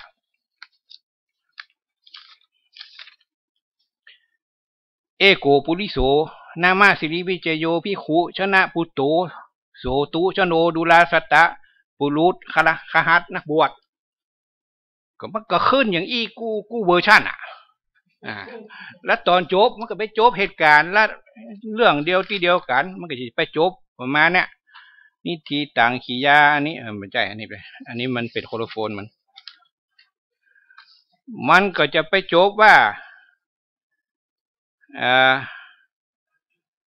ปีที่ครูบาได้สร้างอันนี้นี่แล้วไม่ใช่ต้องดูฉบับนี้มันก็จะไปจบประมาณนี้เหมือนกันทุกฉบับนะมันก็เดี๋ยวนะสมาดมันก็จะไปจบว่าจุลสขาด1240ตัวปีเปิกยีเดือน9ขึ้น11ขั้นลำดับตั้งนี้มาตั้งแต่ท่านประสูติมาถึงปี2472ทั้งกู้เวอร์ชันมันจะไปจบเลือกเหตุการณ์จะไปจบ2472และเนื้อหาทางในเหมือนกันนะก็แสดงว่ามันเป็นฉบับก๊อปปี้นะว่าให้จากหนังสือตีพิมพ์นะมาลงใบลานดังนั้นประวัติครูบาศรีวิจัยที่ตีพิมพ์ในขณะที่เปิ้ลมีชีวิตน่ะมันก็มีฉบับเดียวนะที่เหลือที่ป้าใบลานมันเป็นคำว่าคัดลอกทั้งหมดเราอ่านเรามันก็จะเดจาวูกันไปเนาะป้าแล้วป้าแหมซ้ำเก่าซ้ำแล้วซ้ำแหมแต่ที่ฉบับที่ลงใบลานนะมันขาดไปก็คือมันได้จานคำนำใส่ลงไปอันที่สองเมื่อจบเหตุการณ์เมื่อปี2472แล้วมันได้เอารายการก่อสร้างที่พิมพ์ในฉบับรายการก่อสร้างต่อใต้ที่พิมพ์ในฉบับเขียนเป็นตารางบัญชีอ่ะในฉบับหนังสือได้ลงไปนี่เจ้าคำต่างมันก็เป็นอย่างนี้เนาะขอเข้าใจไทม์ไลน์ที่ผมอู้มาเนาะวนไปวนมาก็คือหนังสือเล่มนี้มันเกิดก่อนใบลานมันเกิดที่หลังแล้วล่าสุดนะมันเกิดห่างกัน20 ปีเคลื่อนหนังสือพิมพ์นี้หนังสือนี้พิมพ์เหตุการณ์จบ2472เนาะฉบับที่ปะสุดท้ายที่เปิ้นจานก็คือฉบับเมืองจี้ต้นโจกนั่นแหละมันจาน2492มันห่างกัน20 ปีพอดีมันมีการผลิตซ้ำการคัดลอกซ้ำโดยวัดต่างๆอย่างที่ผมว่ามาเนี่ยไมโครฟิล์มในสถาบันที่วิจัยของผมเนื้อหากับบัตรต่างกันจะแว่งไม่ห้องก็คือคนนั้นลืมใส่อันนี้คนนี้ลืมใส่อันนั้นแต้มย่างด้วยธรรมเนียมการจ่ายใบลานเพื่อก็ขึ้นนโมตัสสะทุแล้วก็ว่ากระถาไปไผก็บ่ฮ้อนจะเขียนคำนำลงไปคัดลอกจากหนังสือไปเนาะอันที่3ไอ้ตารางการก่อสร้างนี่มันก็บ่จ้างจะจ่าลงไปในลานได้เนาะเป็นบัญชีก่อสร้างมันก็เลยเนื้อหาไปจบที่ว่าปี2472สร้างมาตานี่ก็คือก่อนครูบามรณภาพประมาณ7-8 ปีเนาะเป็นอย่างนี้เข้าใจตรงกันเนาะผมก็จะได้ว่าประเด็นต่อไปจากการได้อ่านเรื่องมูนี้เทียบกันสิ่งที่ผมเคยอู้ถึงบ่ใจอย่างนะแบบวิเคราะห์ลึกซึ้งอย่างผมก็เอาจื่อน้ำเรียกขาวครูบาเนี่ยลองเอาไอ้ PowerPoint ส่วนที่มันเป็นโปสเตอร์ของ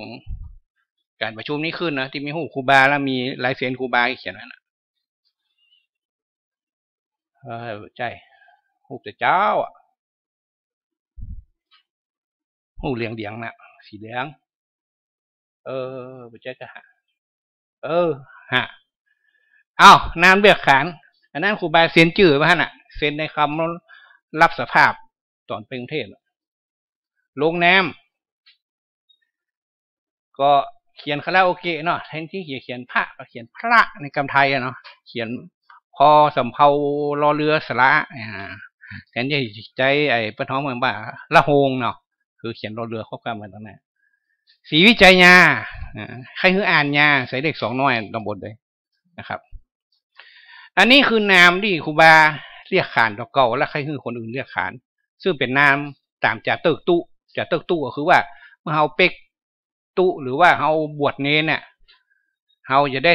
บวชวันใดเฮาได้ตั้งชื่ออย่างนั้นแล้วก็เอาจานใส่ลานแล้วก็ม้วนไว้มันใบจตาบัดเกิดเฮาทีนี้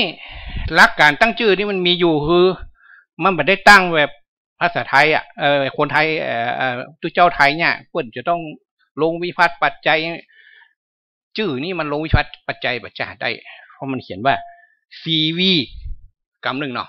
สีวิหรือสีวีคือเมืองสีปีนครอย่างของพญาเวสสันตระมันกินเวลากันอู้ได้ก่ะไปเนาะเอาเดียวเนี่ยชื่อนะ2ใจชัญญะใจญาหรือใจมาจากชัญญะเนาะคือชัยเนาะซึ่งที่จริงมันมีสระไอนะในภาษาบาลีอะแต่ว่ากำเมืองมันต้องออกด้วยไม้ไก่ก็เป็นสีวิจัยนี่ชื่อสีวิจัยตั้งอย่างไรตั้งตามตักษาครับเอานิ้วขึ้นมา3 นิ้วเอาขึ้นมาแรกผมจะบอกนะมือซ้ายก็ได้เอามือขวาชี้เอาโยกมา3 นิ้วนี่มันมีแต่ละนิ้วมี3 ข้อมันได้9 ช่องมันก็ได้ไอตาว่างนับประคาดอันนี้ก็จริงๆก็ติดจันเอาหน้ามาดูติดจันการปุดพัดลงมาข้อรูปที่สูงขึ้นไปบนเนี่ยนิ้วจี้เสาปิ๊กมานี่ลาหูข้ามมาเพะติดจันการติดจันการปุดพัดสูงเสาลาหูตัดลาหูขว้างไปก็บวชเมื่อคืนวันปุดเก่าถ้าวันติดตามทักษะก็ต้องชื่อว่าอย่างนี้หมวดอักษรสระร้อยu ตุเจ้าก็จะได้ชื่อว่าอันนี้ปั๊บของอันวัดเมืองลังวัดเมทังปี2478อินตะวิลาโสอินตะวิจัยวังโสอินตะปัญโยอภิจัยอาลินตะวังโสอุปละวังโสเนี่ยu พอเป๊กวันจันทร์บวกนั้นจันทร์ชื่อกาวินโตกาวิโลกาวิจัยคัตติโยกันหิญะกันทาเลยใช่ไหมอันนั้นวันอย่างไรวันการไงยังวันการไปจอจานกะก็ได้จันตะรังสีวันการเนาะจันทิมาเนี่ยวันการจันทิมาใจญาเสนาใจญาวุธิใจญาลังกาจีนาจุมปูญาณรังสีอันนี้ยอผู้หญิงเนาะนี่วันพุธนี่มันตั้งยากเลยมันเป็นละทะมันก็จะได้ฐานะบุโธเนาะปุ่นอยู่วัดท่าคำฐานะบุโธได้เมื่อคิดชื่อเนาะแล้วก็ไล่ไปเงี้ยฉะนั้นพอครูบาเป๊กมันสูงเนี่ยมันก็จะได้อย่างนี้สิริวิลาโสญาวิจัยญาวิจัยผิดละไม่ถูกมันก็จะได้ส่วนหนึ่งของเศษวรรค4 ตัวญาละละวะยอละละวสอหอละอไพก็บ่มีชายาขึ้นด้วยหอด้วยรอก็บ่ค่อยมีเนาะยิ่งบ่ค่อยมี ราะมันไปซ้ำอยู่อันตีวันติดปุระนะฉะนั้นมันก็จะได้จื้อสอเสือถึงหมดอะโอ้มันบะจูเว้ยจำหาย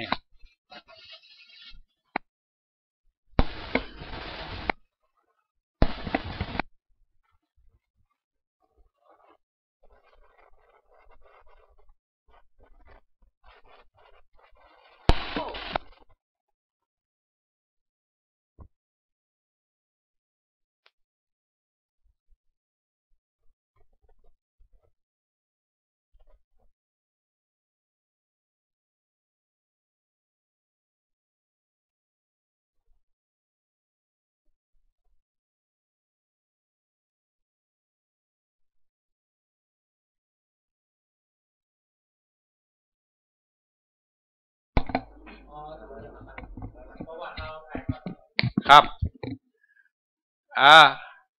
ฉะนั้นครูบาเป๊กบรรสุไผ่กับหูในประวัติก็มีเนาะ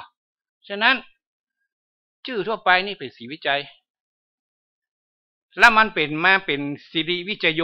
แล้วมาเป็นสีวิชัยอย่างที่หันกูวานี่ได้อย่างใดมันเหมือนกับไปภาคใต้นะตามพอลิงสีวิจัยมันไปได้ในเดียวจบว่ามันก็อยู่ในเนี้ยทีนี้มันอย่างอีกอะสีวิจัยน่ะมันชื่อในจัตเตอร์หรอชื่อในทะเบียนน่ะเปิดบัตรประชาชนมาธงชัยไม่มีใต้ไม่มีห้องหรอกทุกคนห้องพี่เบิร์ดธงชัยเนาะฉะนั้นนอกจากในหนังสือหรือว่าการเป็นทางการน่าจะว่าตู้เจ้าสีวิจัยเจ้าสีวิจัยโดยมากเพิ่นห้องชื่อพี่เบิร์ดครับชื่อในวงการคือตู้เจ้าศีลธรรมมันมีคำว่าครูบานะมันมีคำว่าครูบานะแล้วตอนที่จบเหตุการณ์ในหนังสือชีวประวัตินี้แล้วครูบา32ถึงแล้ว32พรรษาอายุ52นะก็ยังมาห้องครูบายังห้องภาคศรีวิจัยอยู่นะนี่ชื่อนะแต่คนทั่วไปห้องภาคศรีวิจัยก่อนบอกห้องตู้เจ้าศีลธรรมห้องชื่อในวงการน่ะตู้เจ้าศีลธรรมชื่อนี่มีนัยยะขนาดเนาะชื่อนี่บอกถึงยังว่าชื่อธรรมดาตู้เจ้าศีลธรรมตู้เจ้าตนที่เป็นมีศีลมีธรรมแล้วก็เป็นตัวอย่างของศีลธรรมแสดงว่ามันต้องมีตู้เจ้าประเภทมารอยู่บอกฮู้ชื่อว่ายานมงคลกับรัตนากรบอกฮู้ว่ามันชื่อตู้เจ้าศีลธรรมแล้วคนทั่วไปห้องตู้เจ้าศีลธรรมน่ะจาหลวงสุดเมื่อแกตั้นมรณภาพไปแล้วอันอาจารย์ศิลป์วิรศรีมาแปลงหุ่นยอกันมาไว้ป้ากันผู้บ้านนิรันดรยอมาไว้อันวัดศรีโสดาอันตุลุงนั้นวัดหมื่นล้านพระครูนุสรณ์สินขันธ์ก็จะไปเขียนชื่อไว้ข้างขั้นตีหินอ่อนตีเท่านั้นครูบาศีลธรรมนี่จะถามว่าในเมื่อสมัยที่ครูบาเนี่ยทรมานทอทงนะทละมาโนก็คือมีชีวิตอยู่นะสติลลิฟวิ่งนะเปิดเป็นตู้เจ้าศีลธรรมตู้เจ้าศีลวิจัยเนาะแล้วมันกลายเป็นครูบาได้ใดก็คือว่าเมื่อครูบามรณภาพไปแล้วการนับวรรษาการนับอายุครูบามันไม่ได้หยุดลงมันก็นับไปเรื่อยๆจนครูบาเข้าเขตวรรษาถึงที่จะฮ้องว่าครูบาคือพรรษาถึง45ซึ่งครูบามาถึงหรอกครูบาพรรษา40ตายแล้วถึงแม้มรณภาพแล้ว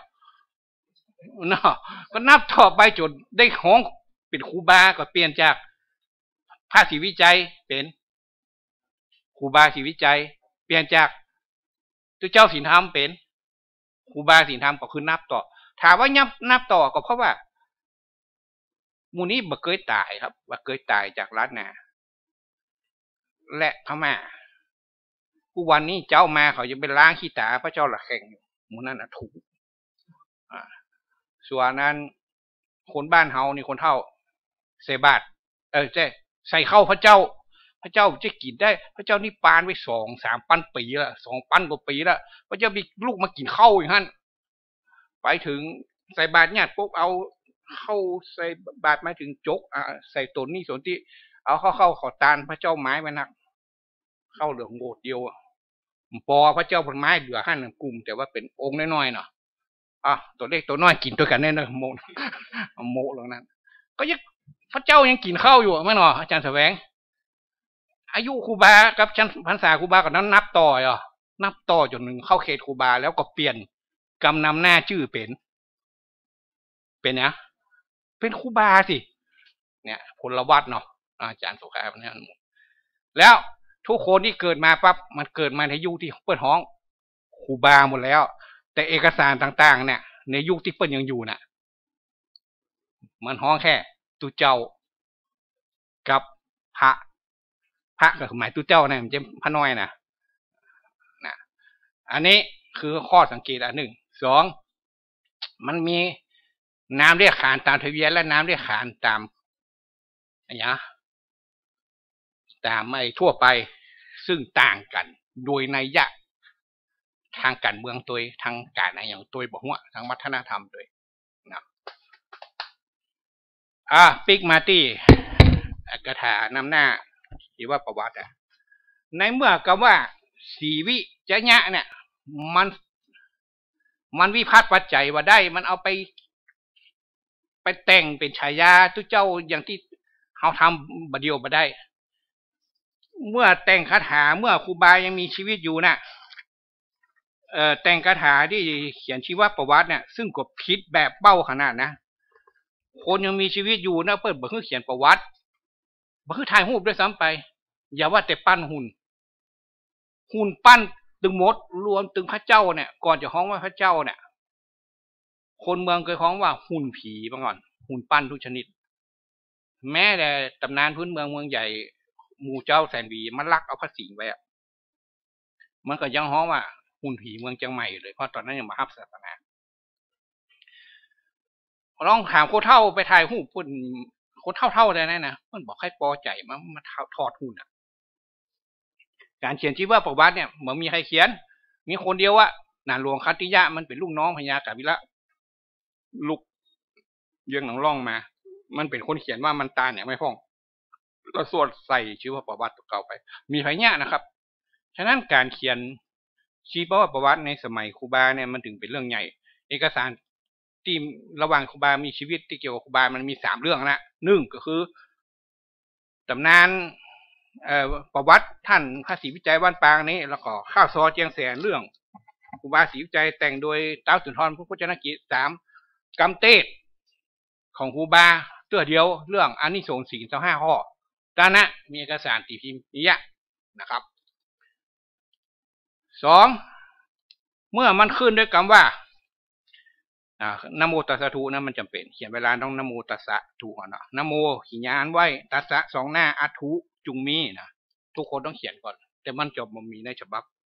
ที่อันเจ้าศรีวงศ์เขียนเอโกปุริโสนามะสิริวิจัยโยภิกขุจินะพุตโตมันต้องสมาส่วนที่คือได้ฉะนั้นมันก็เลยตั้งนี้ไปมันเริ่มเป็นจากสีวิจัยเป็นสิริวิจัยโยแล้วมาเป็นสีวิจัยในสุดพี่ตายแม่อาจารย์โดมลุงเรืองศรีแม่อุ้ยจันดีลุงเรืองศรีบ้านโป่งสัมปะตองเมื่อแกมีชีวิตอยู่นะผมปู้กับแกปีจะตายแกฮ้องครูบาศรีวิจัยว่าตุเจ้าสิริวิจันดีตายปี2550อายุ80 ปีแล้วก็เกิดปี2470ครูบามรณภาพประมาณ2480เนาะ81เป็นประมาณนั้นวิจันดีไปรอน้อยอยู่ก็ต้องประมาณ19 ถึง 11 ขวบ10 ขวบไปเนาะจันดีบ่ได้ฮ้องเหมือนคนในยุคนั้นฮ้องว่าตุเจ้าศรีวิจัยบ่ได้ฮ้องว่าตุเจ้าศีลธรรมบ่ได้ฮ้องว่าพระศรีวิจัยแต่ฮ้องว่าตุเจ้าสิริก็คือสิริสีน่ะ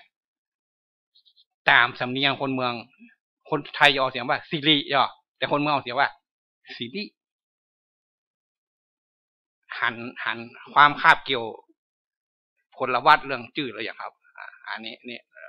ประเด็นที่ผมบอกฟังเลยเวลาเนาะประเด็นเดียวพอเลยเวลาเนาะเรื่องประเด็นเดียวพอจบขอบคุณ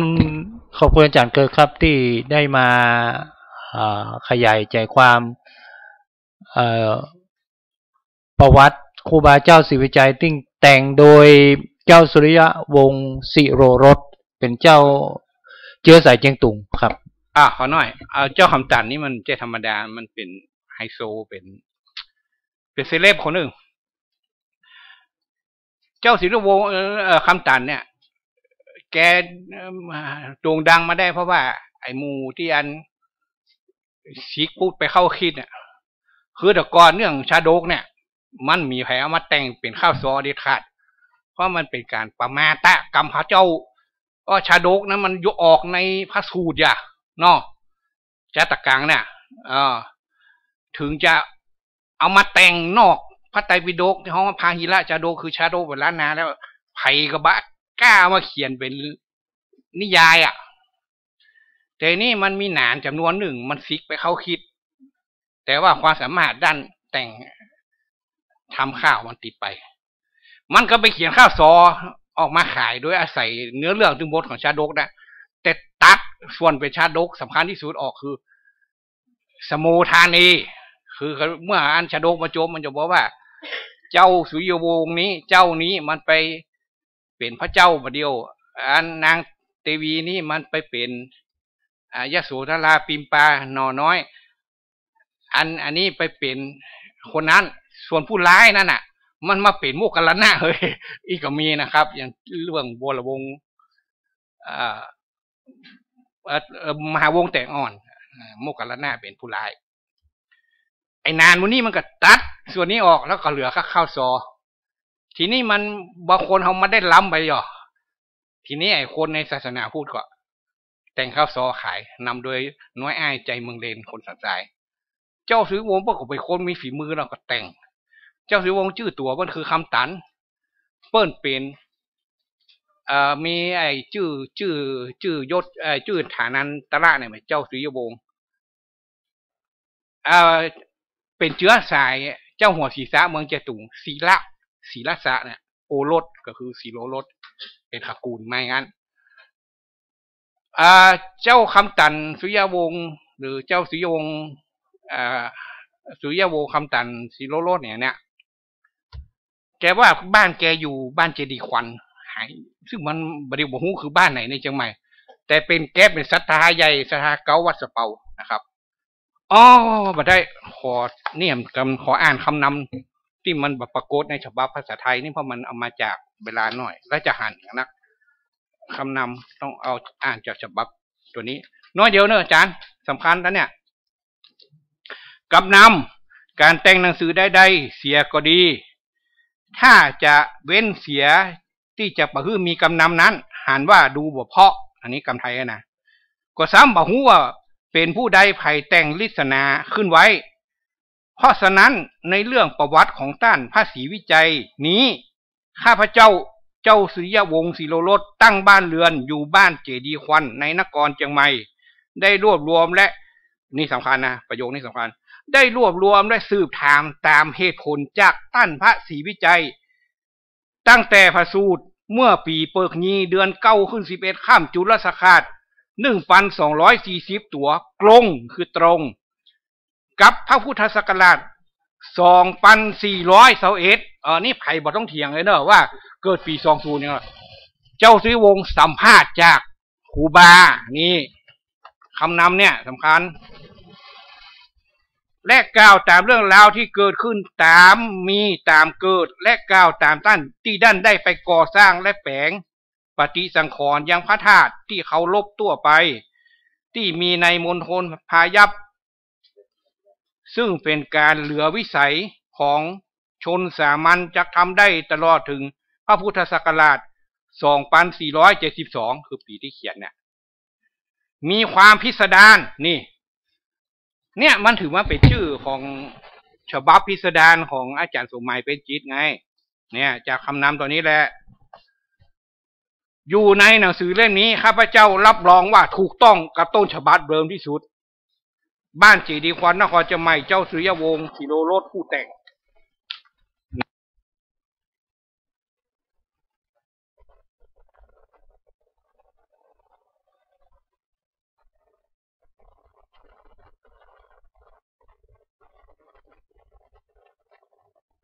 ต้องบัน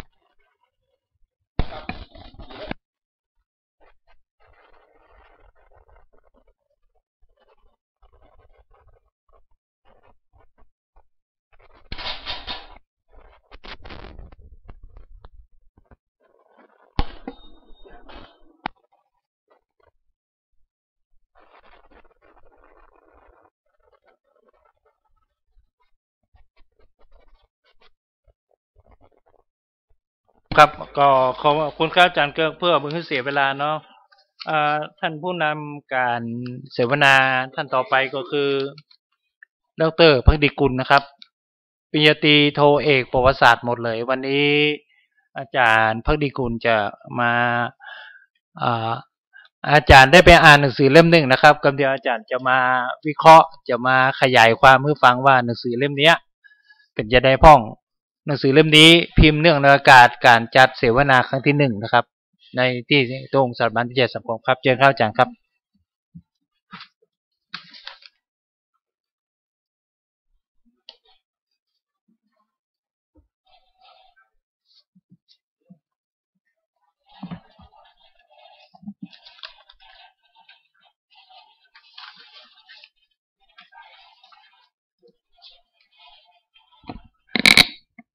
เสียงขึ้นแข็งๆการนมัสการพระคุณเจ้านะเจ้าท่านแล้วก็ท่านผู้เข้าร่วมเสวนาทุกท่านนะเจ้าขออนุญาตเตรียมตัวพ่อพลอยแป๊บนึงนะเจ้าขอเปิดกั้มเจ้าตะกี้อาจารย์แสวงนะเจ้าอาจารย์ที่เคารพรักเปิ้นได้เกริ่นไปแล้วว่าได้อ่านหนังสือมาเล่มหนึ่งนะเจ้าคืออาจารย์แสวงเป็นว่านะแจ้งไปช่วยงานการกันปะให้นอกงานจนจะมีงานรำลึก140 ปีชาตการครูบาเจ้าศรีวิชัยครั้งที่2ที่มจร.แล้วก็มีหนังสือให้อ่านเล่มนึงเนาะเอาไปอ่านนะเจ้าก็เลยได้เล่มนี้มาอาจารย์เป็นกับเมตตาขึ้นมานะเจ้าที่เป็นหนังสือที่พิมพ์สมัยที่มีประชุมครั้งที่1ที่สภาวิจัยสังคมที่มช.นะเจ้าก็เลยได้มีโอกาสได้อ่านหนังสือเล่มนี้อีกครั้งหนึ่งนะเจ้าแล้วก็ได้ไปเจอหลายๆเรื่องนะเจ้าที่สนใจแล้วก็จะขออนุญาตเอามาปั่นสู่กันอาจจะบอกได้มันขนาดของอาจารย์เกลิกนะเจ้าขอสุมาอภัยตัวเพราะว่าอาจารย์เกลิกกับอาจารย์ที่เขารักแถมท่านหนึ่งนะเจ้าเพื่อประสิทธิ์ประสาทของภูมินาคเจ้านี่เจ้าปาละ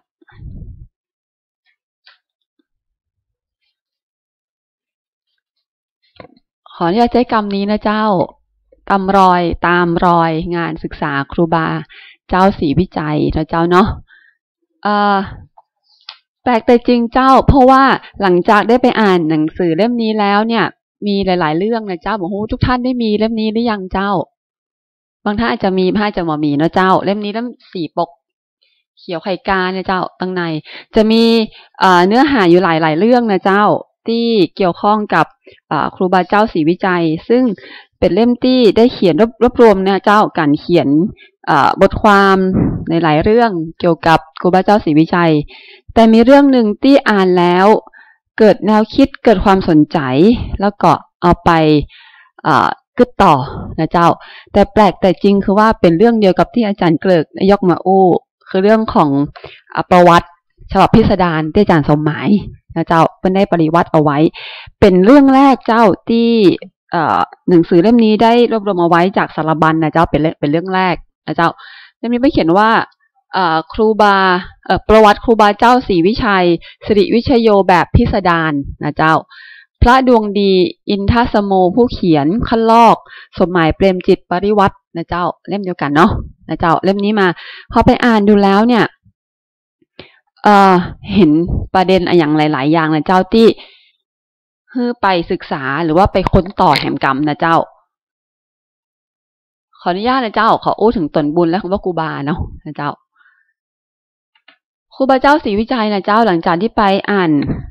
บทพิสดารนี่แล้วก็น่าสนใจเจ้าหลายๆเรื่องหลายราวที่ได้มีการปริวัติแล้วก็เขียนลงมาตรงนี้ในให้เราอ่านง่ายขึ้นเพราะตัวเมืองกับอ่านค่อนข้างจะยากนะเจ้าก็คือว่าจากประวัติของครูบาเจ้าศรีวิจัยเนี่ยเปิ้ลมีทั้งด้านที่การทำงานด้านประวัติด้านการทำงานและก็ด้านของอิทธิฤทธิปาฏิหาริย์ปรากฏขึ้นมาโดยบังเอิญว่าสัพพิสดารเนาะทีนี้หลังจากที่ลองอ่านแล้วเนี่ยก็เลยลองไปสำรวจหนังสือที่เกี่ยวกับครูบาเจ้าศรีวิจัยดูนะเจ้าในห้องสมุดมช.นี่แหละเจ้าปรากฏว่าส่วนที่พบว่ามีการเขียนพิมพ์ออกมานะเจ้าทั้งตัวเป็นหนังสือและเป็นวารสารเนี่ยเอาตอนที่อยู่ในมช.ก่อนนะเจ้าก็คือว่าจะปรากฏการเขียนเรื่องของประวัติและกับผลงานค่อนข้างนักทีนี้ก็เลยมันเกิดเพราะอะไรอย่างเนาะเปิ้ลถึงมีหนังสือชุดนี้ออกมาค่อนข้างนักแล้วก็มีการผลิตซ้ำทำซ้ำนะเจ้ามันถ้าจะเข้าถึงเจ้าบ้านทั่วไปเพราะเจ้าบ้านทั่วไปเปิ้ลถ้าจะชอบอ่านกันในขณะที่เชิงวิชาการเนาะมันก็เฉพาะกลุ่มเฮาเนาะเฉพาะกลุ่มที่สนใจในเชิงวิชาการหรือว่าสนใจในเรื่องราวที่มีการตีความศึกษาวิเคราะห์ค้นคว้าเพิ่มเติมแต่ถ้าถามว่าทั่วไปที่เจ้าบ้านเปิ้ลอ่านแม้แต่ข้าเจ้าเองนะเจ้าก็ชอบอ่านก็คือว่าเรื่องของประวัติและผลงานเพราะมีเรื่องราวบางอย่างที่ซ่อนอยู่ในหั่นที่อ่านแล้วมันก็เพลินดีอ่านแล้วก็ได้เรื่องราวที่น่าสนใจพร้อมๆกับได้สักการะบูชาเปิ้ลจากประวัตินะเจ้าของเปิ้ลเองของครูบาเจ้าเปิ้ลเองทีนี้รูปแบบการเขียนนะเจ้าที่ลองไปค้นแล้วก็อ่านดูหลายๆเล่มที่ปรากฏเกี่ยวกับหนังสือประวัติครูบาเจ้าศรีวิจัยเนี่ยจะมีลักษณะค่อนข้างไปทางเดียวกันคล้ายๆกันนะเจ้าคือหนังสือเล่มเนี้ยหนังสือทั้งหลายที่ปรากฏอยู่เนี้ยเปิ้ลจะเขียนเรื่องประวัติการเขียนเชิงประวัติบุคคลนะเจ้าเริ่มตั้งแต่เนี่ยเรื่องของอัศจรรย์ความอัศจรรย์แต่แรกเกิดฝนตกฟ้าห้องแผ่นดินไหวจนมีน้ำว่าอินเฟือนนะเจ้าจะเริ่มต้นให้คล้ายๆกันพูดถึงประวัติที่ตั้งแต่อันครูบาเจ้าเปิ้ลเกิดมาเนาะเจ้าประสูติมาวัยเด็กที่มีแนวโน้มจะไปทางศาสนาพุทธมีจิตใจที่เมตตาบังคับสัตว์ชีวิตใจโอนเอียงโน้มเอียงไปทางศาสนานะเจ้าแล้วเปิ้ลก็ได้เป๊กเนาะกับมือเปิ้ลของว่าเป๊กพระก็คือว่าได้เข้าสู่ร่มกาสาวพัฒน์บวชเฮียนและขณะเดียวกันแล้วเนี่ยก็อู้ถึงเรื่องบุญบารมีของครูบาเจ้านะเจ้าที่หลังจากบวชแล้วก็ได้เป็นเจ้าอาวาสได้มีการปฏิบัติมันเพียรศึกษาพระธรรมนะเจ้าอันนั้นเป็นช่วงแรกที่ปรากฏอยู่แทบทุกเล่มนะเจ้าหลังจากนั้นแล้วเนี่ยก็จะมีอู้ถึงเนี่ยเรื่องของการชีวิตและการต่อสู้ของครูบาเจ้าศรีวิชัยนะเจ้าการชีวิตและการต่อสู้เนี่ยนะเจ้าตามประวัติเนี่ยก็จะอู้ถึงว่าครูบาเจ้าเปิ้ลได้มีความขัดแย้งอย่างใดกับอำนาจรัฐนะเจ้าการต้องอธิกรณ์กี่ครั้งและส่วนใหญ่บอกสุดท้ายแล้วท่านก็พ้นผิดนะเจ้ามีอันท่านเป็นตัวแทนของการต่อสู้อำนาจรัฐแบบใหม่หนังสือที่ไปปะนะเจ้าบางเล่มเป็นเขียนถึงขั้นที่ว่าเดี๋ยวเนอะครูบาศรีวิชัยผู้ใจเด็ดสายธรรมศรัทธาธรรมเนี่ยมันเขียนขนาดนี้เจ้าว่าเป็นใจเด็ดนะเจ้าที่สู้ต่อสู้อำนาจรัฐได้แต่นะเจ้าการเขียนประวัติในแนวเรื่องการต่อสู้กับอำนาจรัฐส่วนกลางเนี่ยต้องที่ไปเช็คหนังสือหรือว่าในเว็บไซต์ต่างๆที่อู้ถึงประวัติครูบาเจ้าศรีวิชัยที่ของส่วนกลางนะเจ้าจะข้ามบทนี้ไปจะบอกค่อยมีจะอู้ถึงเฉพาะตอนต้นก็คือว่าตอนที่เปิ้ลเกิดมาเนาะมีประวัติจะได้นะเจ้ามีสื่ออย่างที่บอกว่าเปิ้ลจะมาเป็นครูบามีบุญบารมีจะได้อย่างเงี้ยมีนักแต่เรื่องของการต่อสู้ส่วนใหญ่แล้วจะเป็นเรื่องของตังหมู่เฮาที่เขียนกันมากกว่าส่วนใหญ่จะปรากฏถ้าเป็นสื่อเอกสารที่เผยแพร่หรือว่าในเว็บไซต์ต่างๆเนี่ยจะไปอู้ถึงภาพรวมๆมากกว่านะเจ้าถึงประวัติของเปิ้ลทีนี้เห็นประเด็นหนึ่งที่ปะก็คือว่าหนังสือที่เขียนถึงครูบาเจ้าศรีวิชัยในรุ่นหลังๆเนี่ยจะอู้ถึงบุญบารมีและความเป็นตนบุญเนาะจะอู้ถึงว่าเปิ้ลเป็นพระนักปฏิบัติบำเพ็ญเพียรสายวิปัสสนากรรมฐานนะเจ้าเพื่อพัฒนาบรรลุธรรมสู่นิพพานเปิ้ลเป็นพระตัวอย่างเป็นพระสายป่าที่มีปฏิบัติดีปฏิบัติชอบนะเจ้าไปปออู้ถึงเรื่องถึงว่าท่านมีอิทธิฤทธิปาฏิหาริย์มีแผ่วดับสติกันใจเนาะซึ่งอันเนี้ยก็เป็นเหตุหนึ่งที่ท่านต้องที่ก่อหำรอบที่ว่าเปิ้ลมีดาบของพระอินทร์อยู่ในมือซึ่งอาจจะเป็นตนบุญที่ก่อเหตุการณ์บางอย่างได้เนาะทางหลวงทางรัฐเปิ้ลก็บอกไว้ใจเพื่อก็เอาอ้างเป็นเหตุผลนี้ที่ก็ต้องที่ก่อหำรอบนะเจ้า รวมไปถึงเรื่องของแนวคิดพระศรีอริยเมตไตรในฐานะเป็นตนบุญเป็นผู้มีบุญเป็นการที่ฟื้นฟูนะเจ้าเรื่องพุทธศาสนาที่ว่าหลังจากมีตนบุญครูบาศรีวิชัยแล้วเนี่ยศาสนาพุทธน่าจะรุ่งเรืองแห่งรอบหรือเพื่อนอาจจะเป็นพระศรีอานนะเจ้ามาโปรดลักษณะแนวนี้เนี่ยจะเป็นการผลิตซ้ำนะคะอยู่เรื่อยๆจากเอกสารติปะนี่ก็คือนับตั้งแต่ติปะนะเจ้าคือตั้งแต่ปี18ไล่ไปถึงปีปัจจุบันนี่ก็ยังมีอยู่นะเจ้าจะผลิตซ้ำนี้ตลอดลักษณะแนวนี้ในเรื่องของว่าครูบาเจ้าศรีวิชัยมันเป็นผู้ที่มีความพิเศษและมีความวิเศษนะเจ้าโดยประวัติของตัวตนของเปิ้ลเองของท่านเองนอกจากนี้นะเจ้าปกติแล้วเนี่ยหนังสือนอกจากจะอู้เรื่องชีวิตประวัติบุญบารมีกับเป็นตนบุญแล้วเนี่ยแห่งส่วนหนึ่งที่ปรากฏแล้วก็มีการซ้ำอยู่เสมอคือเรื่องของผลงานที่มักจะอู้ถึงอยู่เสมอนะเจ้าก็คือเรื่องของการปฏิสังขรณ์ก่อสร้างวัดในเขตบ้านเฮานี่แหละนะเจ้าเจียงใหม่เจียงไฮ้ลำพูนลำปางพะเยาแพร่จนมีเปิ้นว่าเป็นสายโยธาธิการอีกก็มีนะเจ้าเนาะ พระสายโยธาธิการนะเจ้าแล้วก็มีการอู้ถึงผลงานที่เป็นมาสเตอร์พีซเนาะเป็นผลงานที่ประจักษ์ชัดและทุกคนก็จะฮู้แล้วก็มีการเล่าขานกันต่อมาเสมอซ้ำๆกับเรื่องการสร้างถนนขึ้นดอยสุเทพโดยเบื้องใจสตางค์ของส่วนกลางเลยนะเจ้าใจสตางค์หอหมู่เฮาเนี่ยนะเจ้าคนเมืองคนเป็นเจ้าเป็นนายก็เป็นคนในบ้านเฮาคนชาวเผ่าพันธุ์ชาติพันธุ์ต่างๆช่วยกันทั้งแหงทั้งเงินทั้งสตางค์ที่ช่วยกันหอมตึงแหงตึงสตังนะเจ้าช่วยกันสร้างจนสำเร็จถึงดอยสุเทพใช้เวลาประเมิน 4-5 เดือนกันแล้วละเรื่องราวเหล่านี้เจ้าปรากฏซ้ำอยู่เสมอในเรื่องเวลาอู้ถึงครูบาเจ้าศรีวิชัยสิ่งหนึ่งที่หันก็คือว่าปกติแล้วเนี่ยถ้าเป็นการเขียนในเชิงแนวนี้เนี่ยเปิ้ลจะเน้นเรื่องตัวตนเปิ้ลจะพยายามนำเสนอความเป็นตัวตนในด้านต่างๆของครูบาเจ้าศรีวิชัยที่เกตกี้ได้อู้กับอาจารย์คิรินเนาะวันนี้เปิ้ลมาอยู่ละเปิ้ลก็ฝากไว้เรื่องคือว่าเฮายังมาหันการศึกษาเกี่ยวกับกลุ่มพหุวัฒนธรรมเนาะกลุ่มคนต่างๆที่อยู่แวดล้อมบริบทของท่านของครูบาศรีวิชัยเจ้าเนี่ยนะเจ้าว่าเรื่องการสร้างวัดการปฏิสังขรณ์วัดต่างๆสร้างถนนอย่างนี้แล้วตายเนี่ยพระองค์พระครูบาเจ้าศรีวิชัยไม่ได้แปลงคนเดียวไม่ได้สร้างคนเดียวแต่มีกลุ่มคนนะเจ้าแห่งกลุ่มหนึ่งคือกลุ่มพหุวัฒนธรรมเป็นยองกาเป็นปากยอกาเป็นไตใหญ่กาเนาะนี่อาจารย์โสภาก็อู้ถึงตรงนี้น่ะมีภาพที่เฮาบอกค่อยได้เห็นว่าเป็นลูกไหนมาเสียไปกำเล่าขานเป็นคำข้าวคำเครือกะแต่ว่าเอกสารที่เป็นหลักฐานศึกษาเนี่ยจะยังบอกค่อยหันชัดเท่าใดนะว่าคนกลุ่มนี้เป็นลูกตังไหนมาแล้วก็เป็นมีจุดประสงค์อย่างที่มันเป็นชัดเจนขนาดไหนนอกจากมาร่วมกันในการสร้างสิ่งที่สำคัญตรงนี้นะเจ้านอกจากนี้แล้วนะเจ้าในหนังสือที่พบที่ไปอ่านเจอเนี่ยส่วนใหญ่ก็เป็นเรื่องของรวมมาเจ้าก็เป็นเรื่องของการตามห้อยครูบาศรีวิชัยเนาะเปิ้นสร้างวัดแปลงวัดที่ไหนนะเจ้าเปิ้นปฏิสังขรณ์ที่ไหนรวมถึงเรื่องสถาปัตยกรรมวัดที่เปิ้นแปลงเปิ้นสร้างเปิ้นหรือว่าเปิ้นปฏิสังขรณ์ก็จะมีหนังสือกลุ่มนี้นะเจ้าผลิตซ้ำออกมาค่อนข้างจะนักเหมือนกันนะเจ้านอกจากนี้แล้วในวารสารนะเจ้าพบว่าตัวของครูบาเจ้าศรีวิชัยเองเนี่ยได้ถูกยกขึ้นไปเป็นสัญลักษณ์ของการต่อสู้ตัวนะเจ้าเกิดเช่นตอนที่เปิ้ลจะมีการปรับภูมิทัศน์แล้วก็จะมีการย้ายอนุสาวรีย์ครูบาเจ้าศรีวิชัยฉังจำได้กับหมู่เจ้าปี 2542 จากนั้นเองเนี่ยก็มีการลุกขึ้นมาบอกว่าบ่ได้ย้ายบ่ได้ตรงนี้เปิ้ลมีการนั้นเป็นนิสักการะบูชานะเจ้าก็เลยกลายเป็นว่าภาพลักษณ์ของครูบาเจ้าศรีวิชัยเนี่ยนอกจากปรากฏเป็นตนบุญครูบาแล้วเนี่ยยังเป็นตัวแทนสัญลักษณ์ของการต่อสู้อยู่เสมอทุกครั้งที่พูดถึงการต่อสู้กับอำนาจนะเจ้าส่วนกลาง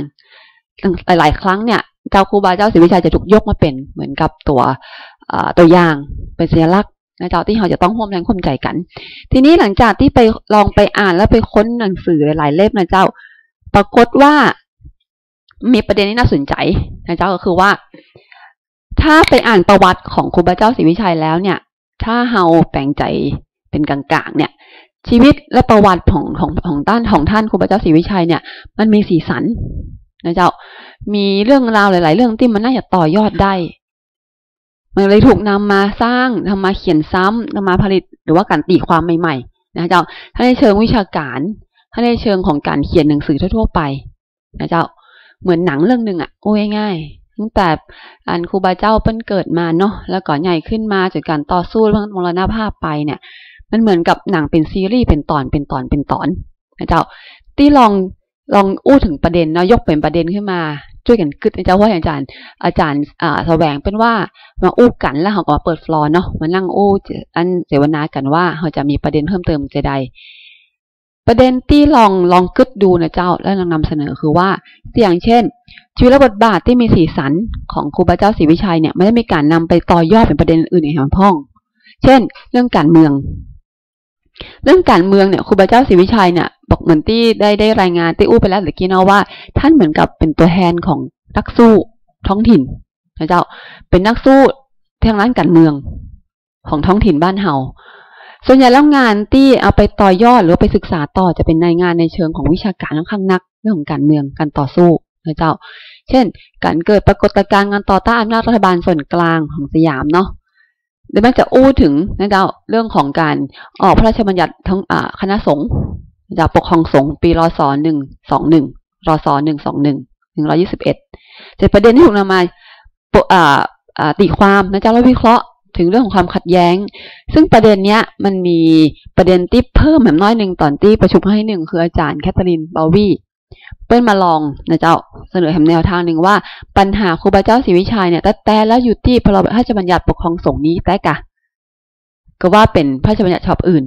ซึ่งอาจารย์เพิ่งอู้ถึงพระราชบัญญัติการเกณฑ์ทหารและการเรื่องของการศึกษานะเจ้าภาคบังคับที่อาจารย์แคทเธอรีนบาวีเปิ้ลก็ว่าหรือประเด็นนี้มากกว่าหรือเปล่าเพราะว่าในปี121เนี่ยพระราชบัญญัติสงฆ์ฉบับนี้เนี่ยเอาแต่เลยบอกแพร่หลายถึงล้านนาบ้านเฮาเลยมันแค่ส่วนกลางอยู่มันจะมีผลขนาดที่ส่งผลให้ครูบาเจ้าศรีวิชัยเป็นลุกขึ้นมานะเจ้าเป็นตัวอย่างของการต่อสู้ในเรื่องนี้ก่อนของการปกครองอำนาจสงฆ์จากส่วนกลางก่อนอันนี้เป็นประเด็นที่เปิดค้างเอาไว้เนาะ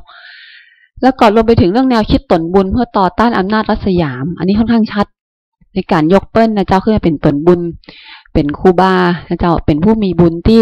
เป็นผู้นำชุมชนชาวบ้านเนาะในการต่อสู้กับอำนาจของรัฐที่พยายามจะรวมหมู่เข้าไปส่วนกลางทั้งหมดอันนี้เป็นภาพในทางการเมืองที่เห็นส่วนใหญ่จะเห็นเป็นลักษณะการศึกษาแบบค่อนข้างจะนักและก็ค่อนข้างแพร่หลายนะเจ้าทางด้านสังคมประเด็นที่มักจะนำไปศึกษาต่อกันค่อนข้างนักคือเรื่องของการเป็นเจ้าครูบาเจ้าศรีวิชัยเนี่ยมันเป็นผู้ประถมภ์ทางสังคมตัวอย่างเช่นนะเจ้าการพยายามสร้างตัวตนครูบาเจ้าศรีวิชัยเห็นนั้นนักบุญแห่งล้านนานี่จะอู้กันบ่อยๆคณะบุญล้านนาเนี่ยสิ่งหนึ่งที่ตามมาจากการอ่านนะหนังสือหลายๆเล่มเนี่ยที่เป็นบัญญัติเชิงของวิชาการนะเจ้าจะอู้ถึงอิทธิปาฏิหาริย์แล้วก็ปรากฏว่าสืบเนื่องกับเรื่องพระเครื่องของขลังเป็นตัวผู้แถมนะเจ้าพระเครื่องชุดนี้ของขลังชุดนี้ของครูบาเจ้าศรีวิชัยมีแผ่วดาบสลีกันใจของเจ้าของครูบาเจ้าศรีวิชัยต่างหากในเว็บไซต์ขายพระเช่าพระเครื่องนะเจ้าของขลังมีหมดเจ้าแล้วก็จะยกว่านี่ของแต่ของที่เป็นลูกจากเก้ามาครูบาเจ้าศรีวิชัยแต่เนี่ยจะมีการตั้งราคานะเจ้าหรือว่าอ้างถึงความขลังของพระเครื่องของขลังต่างๆซึ่งตรงนี้ก็เป็นสิ่งหนึ่งนะเจ้าที่ออกมาจากงานของครูบาเจ้าศรีวิชัยจากประวัติของเปิ้ลครูบาเจ้าศรีวิชัยยังเจ้าเป็นผู้นำการสร้างบุญบารมีผ่านผลงานกับปฏิสังขรณ์การก่อสร้างวัดมากมายนะเจ้าหนังสือหลายๆเล่มจะอู้ถึงว่าเรื่องของการตามรอยครูบาศรีวิชัยไปตามวัดหันวัดนี้ออกเป็นงานวิจัยเป็นซีรีส์ใหญ่ๆก็มีนะเจ้ามช.เนี่ยก็มีการทำงานวิจัยชิ้นนี้ค่อนข้างจะนักเหมือนกันตามห้อยสถาปัตยกรรมนะเจ้าที่หันที่นี่ของครูบาศรีวิชัยอันนี้เป็นส่วนหนึ่งที่ปรากฏรวมไปถึงนะเจ้าเปิ้ลยังเป็นทุกยกให้เป็นผู้นำทางจิตวิญญาณนะคะเจ้าผ่านการสร้างถนนขึ้นดอยสุเทพเป็นพระที่มีบุญบารมีสูงมากและเจ้าที่สามารถต้อมตอมคนเนี่ยเอามาช่วยกันแบ่งตางขึ้นดอยสุเทพนะเจ้าไปถึงถึงพระธาตุดอยสุเทพได้เลยนะเจ้าอันนี้จะเป็นภาพที่ปรากฏที่ไปต่อยอดกันนะเจ้าผ่านสื่อต่างๆซ้ำๆนะเจ้าออกมาอยู่เรื่อยๆเรื่องเศรษฐกิจปรากฏว่าการต่อยอดด้านนี้ยังมีบอกให้นักต่อใดส่วนใหญ่เป็นทางด้านการเมืองเรื่องการต่อสู้ของอำนาจค่อนข้างจะนัก นะเจ้าเรื่องเศรษฐกิจเนี่ยก็มีการพยายามนะเจ้ามองถึงว่าระหว่างที่ครูบาเจ้าศรีวิชัยยังมีชีวิตอยู่เนี่ยมันเป็นช่วงรอยต่อของเศรษฐกิจอันแบบใหม่ที่ใช้เงินตราเข้ามาละในบ้านเฮานะเจ้ามันมีงานเขียนบางชิ้นนะเจ้าที่เป็นงานเชิงวิจัยเนี่ยเพิ่นอู้ถึงว่าการที่ครูบาเจ้าศรีวิชัยเนี่ยได้ก่อสร้างเนาะปฏิสังขรณ์วัดต่างๆเนี่ยมันนำไปสู่การเกิดการไหลเวียนของตลาดแรงงานอย่างที่ว่าผมว่าทำแต่แกเจ้าหมู่ชนเผ่าต่างๆชาติพันธุ์ต่างๆที่เข้ามาต่อมาหอมกันมาทำงานด้วยกันมันกลายเป็นตลาดแรงงานย่อยๆขึ้นมาในการทำงานรวมไปถึงตลาดสินค้าเคลื่อนที่นะเจ้าเพราะว่ามันมีตัวเอกสารที่อ้างถึงว่าตอนนี้มันเป็นปฏิสังขรณ์ที่พะเยานะเจ้าที่บูรณะวัดศรีคมคำจุ้งเอื้องเมืองพะเยาเนี่ยปี2465เนี่ยได้ปรากฏหลักฐานว่ามันมีผู้คนที่มาค้าขายนะเจ้าเข้ามาขายครัวขายของย่อยคือคนตลาดแรงงานที่เข้ามาด้วยการก่อสร้างวัดเปิ้นมีแถวขายเป็นว่าพ่องขายจิ้นเนื้อพ่องขายป๋าพ่องขายพริกหมากภูเกลือขายมากขายส้มโอมะม่วงลำไยบ่เป้านะเจ้าเป็นตลาดเคลื่อนที่เอามาขายเหมือนสมัยเนี่ยที่เวลามีเขตก่อสร้างที่ใดเปิ้นจะมีเนาะรถ7-11เคลื่อนที่เจ้าขี่มาขายห้อยกระถุงพลาสติกเจ้ามาขายน่ะนี่ก็เหมือนกันมันก็เลยเหมือนว่าเป็นการกระตุ้นทางเศรษฐกิจทางหนึ่งในพื้นที่นะเจ้าที่มันกระจายไปส่วนที่ต่างๆอันนี้เป็นการศึกษาแห่งด้านหนึ่งเหมือนกันที่ปรากฏรวมไปถึงอันนี้ก็น่าสนใจเจ้าเปิ้นบอกว่ามันเกิดคติการทำบุญแบบใหม่นะเจ้าคติการทำบุญที่รับผลบุญที่มองเห็นได้นะเจ้ามันเกิดคติการทำบุญใหม่เช่นการหอมแปลงของแปลงหอมแปลงเป็นท้องว่าอย่างหลังคาแปลงเสาตามศรัทธาที่เฮามีพอได้บ่มีนั่นก็เป็นบุญอย่างหนึ่งทั้งที่ก่อนหน้านั้นน่ะเป็นเรื่องของการใจแรงงานเป็นค่าวัดเนาะการรับประนาไปกับเป็นค่าแรงเป็นค่าวัดทำงานที่วัดนะเจ้าตอนนี้กลายเป็นว่าอย่างเช่นจะอู้ถึงว่าจะมีชาวไต้ใหญ่เอาสตังค์มาหอมกี่เบี้ยกี่รูปีนี่นะเจ้าแล้วก่อนหลังจากนั้นก็จะการรับประนาตนเองว่าโอ้ได้บุญได้กุศลละเลยได้ว่าได้ช่วยเหลือครูบาเจ้าศรีวิชัยสร้างวัดปฏิสังขรณ์วัดเป็นกลายว่าบุญที่รับเนี่ยเป็นบุญที่มองเห็นได้นะเจ้ารวมไปถึงปัจจุบันนี้นะเจ้าถ้าท่านสังเกตที่หน้าอนุสาวรีย์ครูบาศรีวิชัยเนี่ยจะมีเปิ้นขายดอกไม้เนาะขายธูปเทียนดอกไม้ตรงนั้นก็เป็นจุดหนึ่งเหมือนกันที่เป็นตลาดเคลื่อนที่มาตั้งหอไหมฮันใครไหว้ใครบูชาก็ไปซื้อได้มันนำไปถึงกันว่าการทางเศรษฐกิจเนี่ยมันเกิดคติใหม่ๆก็ขึ้นเหมือนกันกับการทำบุญนะเจ้าผ่านการเตียนครั้งหนึ่งครูบาเจ้าศรีวิชัยได้ปฏิสังขรณ์วัดวาอารามต่างๆประเด็นสุดท้ายคือเรื่องของครูบาโมเดลอันนี้เป็นประเด็นที่หลายๆคนได้พยายามมองเป็นประเด็นร่วมสมัยนะเจ้าประเด็นการศึกษาร่วมสมัยที่เกิดขึ้นในปัจจุบันตะกี้ฟังอาจารย์เกลือกอู้กับเพลินนะเจ้าที่อาจารย์เป็นบอกว่าก่อนจะเป็นครูบาได้นี่ต้อง45 พรรษาเหมือนกับเจ้าโอ้นะเจ้าก่อนจะได้เนาะขนาดครูบาเจ้าศรีวิชัยเปิ้ลยังมรณภาพไปแล้วไปถึงได้เป็นครูบาบัดเดียวครูบาอายุน้อยลงนะเจ้าฉะนั้นเกิดมีการศึกษาหลายๆชิ้นนะเจ้าที่พยายามเสนอแนวคิดในหนังสือเล่มนี้ก็มีอู้ถึงนะเจ้าอย่างคุณณัฐพงษ์ดวงแก้วอาจารย์พิสิทธิ์นาสีเองเนี่ยก็มีการอู้ถึงว่าครูบาโมเดลแบบใหม่คืออย่างไรเป็นอู้ถึงกระแสครูบาที่คาดเคลื่อนไปคำว่าครูบาที่หมายความพูดที่คาดเคลื่อนครูบาคือไขครูบาคือคนที่นุ่งห่มผ้าสีกลักแดงกะก็อย่างใดนะเจ้าหรือว่าห้อยประคำกะอย่างใดอันนี้เป็นคำการตั้งคำถามกับคำที่แปลว่าครูบาคืออะไรอย่างเป็นกระแสนิยมครูบาขึ้นมานะเจ้าแล้วกลายว่าพอเกิดกระแสนิยมคำว่าครูบาขึ้นมาปั๊บเนี่ยมันเกิดการสร้างยืมภาพลักษณ์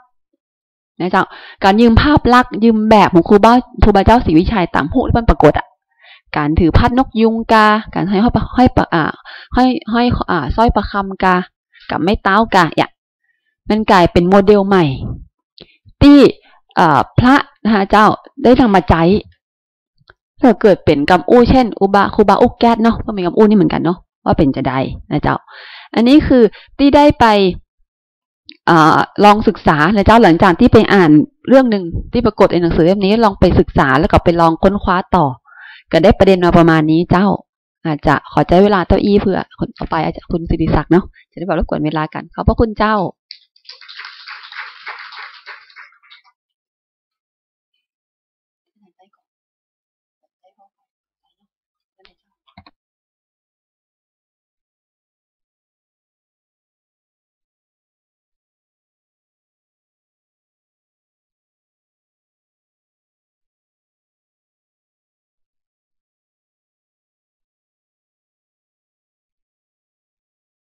ครับเพื่อเบอร์เสียเวลานะตอนนี้เวลาก็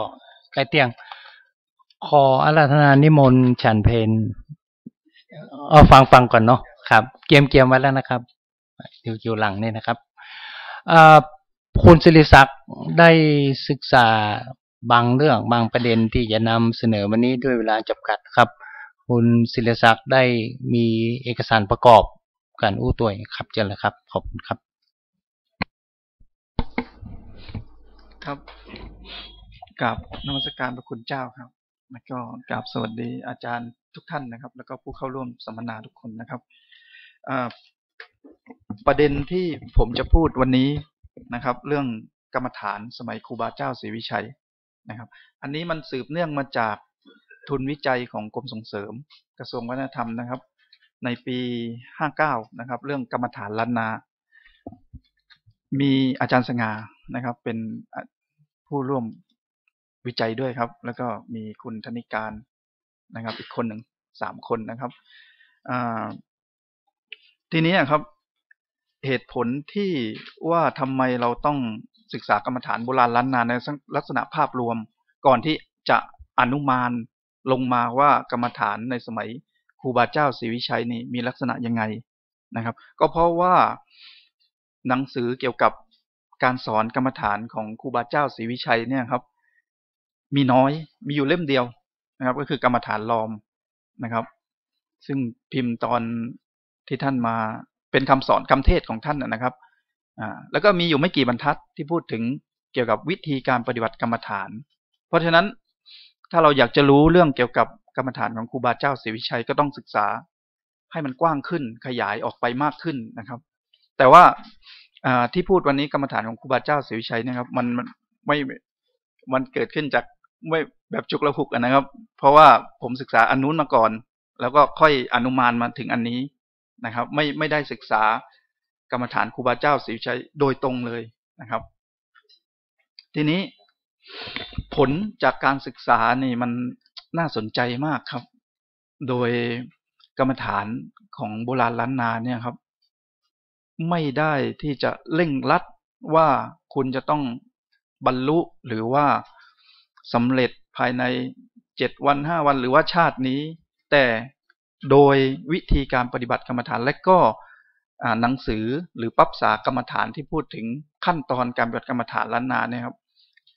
กลับชี้ให้เราเห็นว่าการปฏิบัติกรรมฐานแบบโบราณในสมัยล้านนาเนี่ยครับล้านนาโบราณเนี่ยครับกับบอกเราว่ามีลักษณะเป็นภาพรวมของการปฏิบัติทั้งทานศีลและก็ภาวนา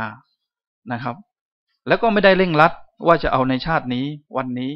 นะครับแต่ว่าเป็นการสั่งสมบุญบารมีไปเรื่อยๆนะครับชาตินี้ไม่ได้ชาติหน้าต่อไปเรื่อยๆไม่เร่งรีบนะครับแต่ว่าทำสม่ำเสมอนะครับอันนี้แต่ว่าก่อนที่จะไปถึงผลสรุปตรงนั้นนะครับผมอยากพูดถึงวิธีการที่ได้มาซึ่งข้อมูลพวกนี้เสียก่อนนะครับการศึกษานี่มันของผมจะแบ่งเป็น2 ส่วนนะครับอันแรกก็คือศึกษาใบลานนะครับอันที่2ไปปฏิบัติที่วัดขุนคงที่อำเภอหางดงนะครับทีนี้ทำไมต้องเป็นวัดขุนคง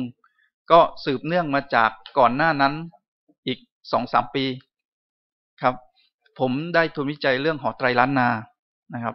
ก็ศึกษาหอไตรในล้านนามาพบที่วัดขุนคงเนี่ยครับท่านเจ้าอาวาสท่านยังคงฝักใฝ่ในเรื่องกรรมฐานแบบโบราณก็คือกรรมฐานนับลูกคำเนี่ยครับแล้วก็ท่านก็สอนให้กับญาติโยมโดยเป็นส่วนตัวนะครับไม่ได้เป็นสถาบันไม่ได้อะไรใครสนใจท่านก็สอนนะครับแล้วก็ท่านก็พูดอย่างนี้ท่านก็สะสมแล้วก็พยายามที่จะเขียนใบลานเรื่องอื่นๆนอกจากกรรมฐานด้วยนะครับผมก็เลยสนใจว่าถ้าเราลองไปปฏิบัติไปคุยกับท่านดูว่าลักษณะกรรมฐานที่ท่านสอนนะมันเป็นยังไงมันเหมือนกับในอดีตไหมนะครับโดยในส่วนแรกที่ศึกษาใบลานเนี่ยครับผมค้นพบใบลานที่รวมถึงหนังสือสมัยใหม่ด้วยนะครับที่เกี่ยวกับกรรมฐาน72 ฉบับนะครับฉบับที่เก่าที่สุดก็ 2,295 นะครับชื่อว่าวิสุทธิมรรคกรรมฐานของวัดกิติวงศ์อำเภอแม่เสลียมจังหวัดแม่ฮ่องสอน นะครับ ก็หมายความว่ากรรมฐานโบราณล้านนาเนี่ยมีมาแล้วเป็นอย่างช้านะครับ 2,295 นะครับก่อนหน้านั้นต้องมีอยู่แล้วครับแต่ว่าที่เขียนเป็นใบลานก็คือ 2,295 นะครับทีนี้ใหม่สุดก็ของครูบาวงศ์นะครับปี 2,543 นะครับใบลานทั้งพวกนี้บอกอะไรกับเรานะครับเนื้อหาของใบลานนี่บอกเราเป็น3ส่วนส่วนแรกบอกเราว่ามันแสดงวิธีการปฏิบัติสมถกรรมฐานแล้วก็วิปัสสนากรรมฐานร่วมกันในใบลานผูกเดียวนะครับอันที่สองก็คือบอกว่าแสดงแต่สมถกรรมฐานประเภทใดประเภทหนึ่งเพราะว่าสมถกรรมฐานนี่มันมี40ประเภทนะครับก็เลือกเอามาประเภทใดประเภทหนึ่งนะครับแล้วก็แสดงสมถกรรมฐานเพียงอย่างเดียวนะครับจะไม่มีใบลานไหนที่แสดงวิปัสสนากรรมฐานเพียงอย่างเดียวนะครับทีนี้จาก72ฉบับนะครับผมก็คัดเลือกมา9ฉบับโดย9ฉบับนี่ก็มีเกณฑ์ว่าแบ่งเป็น2กลุ่มแรกเนี่ยจะแสดงถึงหลักการในการปฏิบัติกรรมฐานซึ่งหลักการเนี่ยเหมือนกับที่ปรากฏอยู่ในวิสุทธิมรรคนะครับฉบับที่กลุ่มที่2นะครับเป็นวิธีการปฏิบัติของพระสงฆ์ล้านนานะครับมีอยู่4ฉบับนะครับมีของครูบามหากัญจนาเถระนะครับครูบาศรีวิชัยครูบาชัยวงศาพัฒนาครูบาธรรมชัยนะครับอันนี้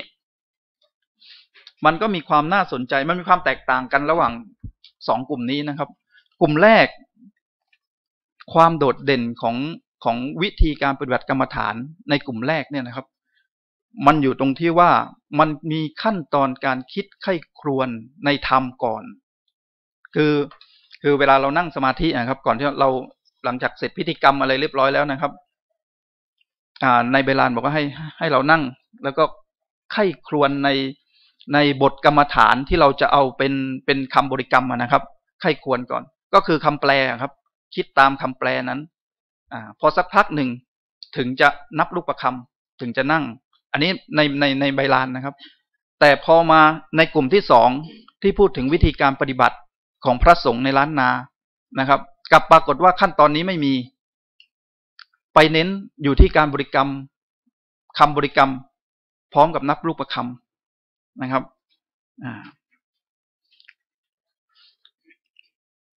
อันนี้เป็นผลการวิจัยอันแรกที่เราได้ผมก็ตั้งไว้แล้วก็อีกอันหนึ่งที่ผมไปปฏิบัติที่วัดขุนคง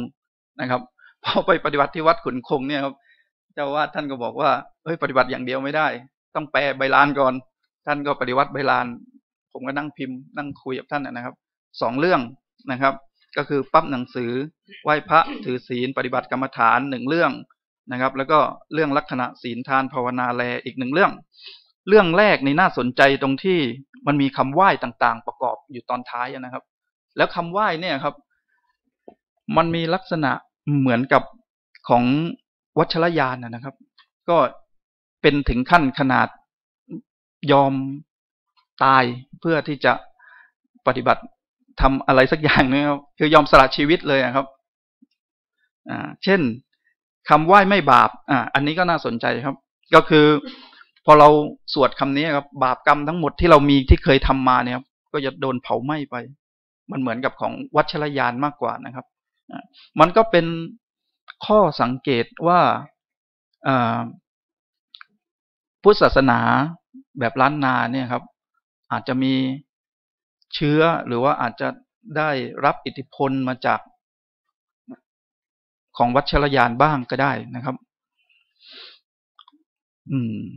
อีกอันหนึ่งคำสอนเรื่องการสละชีวิตเป็นทานเพื่อการสั่งสมบุญบารมีในอนาคตนะครับ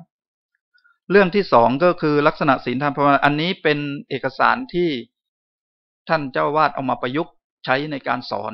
กรรมฐานของท่านนับลูกประคำเนี่ยนะครับทีนี้พอไปปฏิบัติก็เราก็จะได้เห็นขั้นตอนการปฏิบัติจริงๆที่เราศึกษาจากใบลานนะครับเราไม่เห็นขั้นตอนการปฏิบัติเพราะมันอาจจะมีอะไรเล็กๆน้อยๆหรือว่าอะไรที่มันน่าสนใจเกิดขึ้นนะครับพอเราได้มาเห็นจริงๆเนี่ยเราก็มาพบว่าเขาไม่ได้มุ่งเฉพาะจะเอาสมาธิอย่างเดียว เขามุ่งเอาทั้งทานศีลและก็ภาวนาด้วย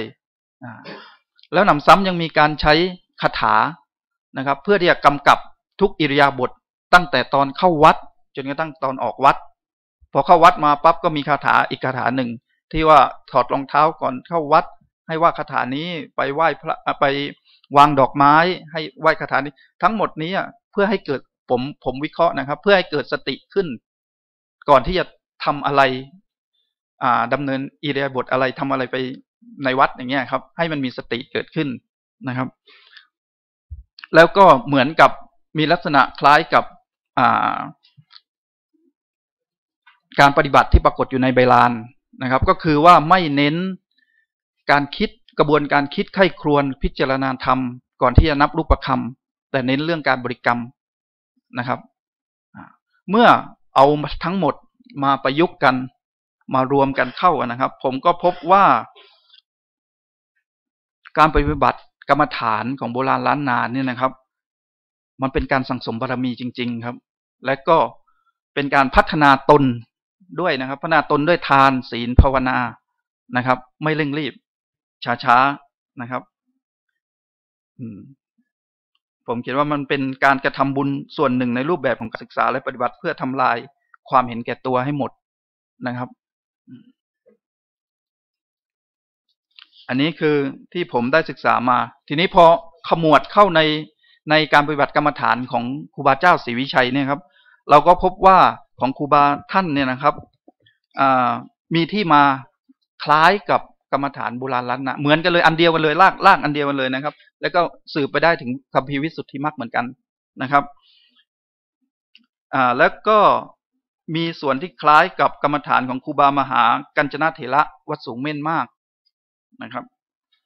วัตถุประสงค์ของการปฏิบัติของครูบานะครับเพื่อสั่งสมบุญบารมีและพัฒนาตนเองนะครับความโดดเด่นเป็นไปตามบุพนิมิตของมรรคก็คือหนทางที่จะไปสู่ความหลุดพ้นนั่นนะครับซึ่งประกอบด้วยบุญกิริยาวัตถุ3ทานศีลภาวนาโยนิโสมนสิการการคิดไข้ควรในธรรมสติก็คือเวลาเรากล่าวคาถาแต่ละบทออกไปเมื่อก่อนที่จะแสดงอิริยาบถอะไรออกมา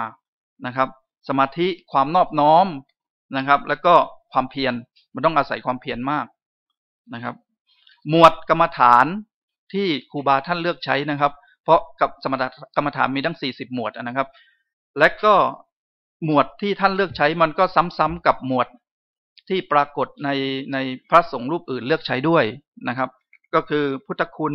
ธรรมคุณสังฆคุณเมตตาตนเองพรหมวิหารนะครับกายคตินะครับพวกนี้เป็นต้นนะครับผลที่ได้จากการปฏิบัติก็เป็นเช่นเดียวกับที่บันทึกไว้ในกรรมฐานของครูบามหากัญจนาเถระนะครับทีนี้มาถึงข้อสังเกตเกี่ยวกับประวัติของครูบาเจ้าศรีวิชัยนะครับที่ผมเห็นจากการศึกษากรรมฐานนะครับมันมีอยู่3ข้อนะครับก็คือตอนที่กล่าวถึงจตุปริสุทธิศีลนะครับอันนี้ก็มีการพูดกันมากมาแต่ในกรรมฐานนี่บอกเลยว่าก่อนที่ภิกษุจะปฏิบัติกรรมฐานให้ชำระศีลให้บริสุทธิ์ศีลที่ชำระก็คืออันนี้แหละครับ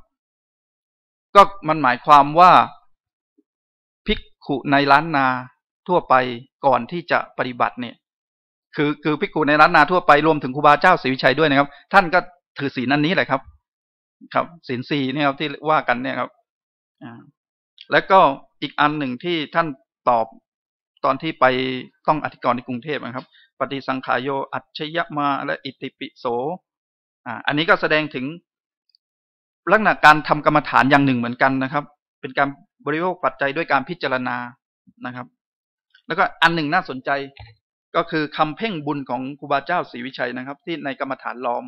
นะครับที่เขาเขียนว่าภูอังคะคุรังอังคุอันนี้พอคุยกับท่านเจ้าอาวาสวัดที่ไปปฏิบัติกรรมฐานในวัดขุนคงนะครับท่านบอกว่ามันน่าจะย่อมาจากภูอังคะลังอุลังภูอังคะลังอุงกะภูอังคะกุลังอังกุอันนี้เป็นคาถาหัวใจพระรอดนะครับต้องให้อาจารย์อันนี้เป็นข้อสังเกตนะครับครับก็งานของผมก็มีประมาณนี้นะครับ ขอบคุณมากครับ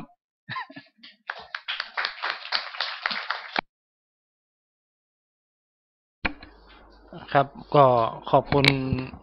คุณศิริศักดิ์นะครับที่อันได้นำเสนอแล้วก็ประกอบเอกสารนะครับเวลามีอยู่สักหน่อยต่อไปนี้เขาจะเปิดเวทีนะครับ คือได้มีท่านผู้ร่วมเสวนาท่านหนึ่งนะครับบ้านเป็นอยู่เชียงใหม่แต่ไปอยู่กรุงเทพเป็นลูกหลานของหลวงศรีประกาศนะครับพันเอกธานีบุญนาคเพิ่นอยากให้มาผมขอเวลาเพิ่นสัก5 นาทีนะครับแล้วก็ยังมีท่านอื่นแถมจะช่วยกันร่วมกันเสวนาในตอนท้ายนี่นะครับดังนั้นขอ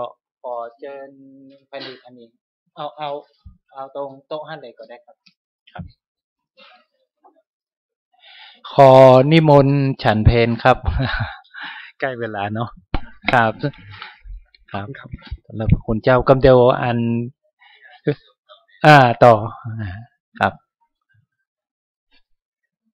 ครับขอนมัสการนะครับ แล้วก็ขอ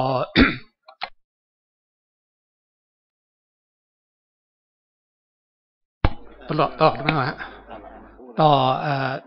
ท่านนักวิชาการทั้งหมดนะครับผมพันเอกธานีบุญนาคเป็นหลานของหลวงศรีประกาศนะครับคือ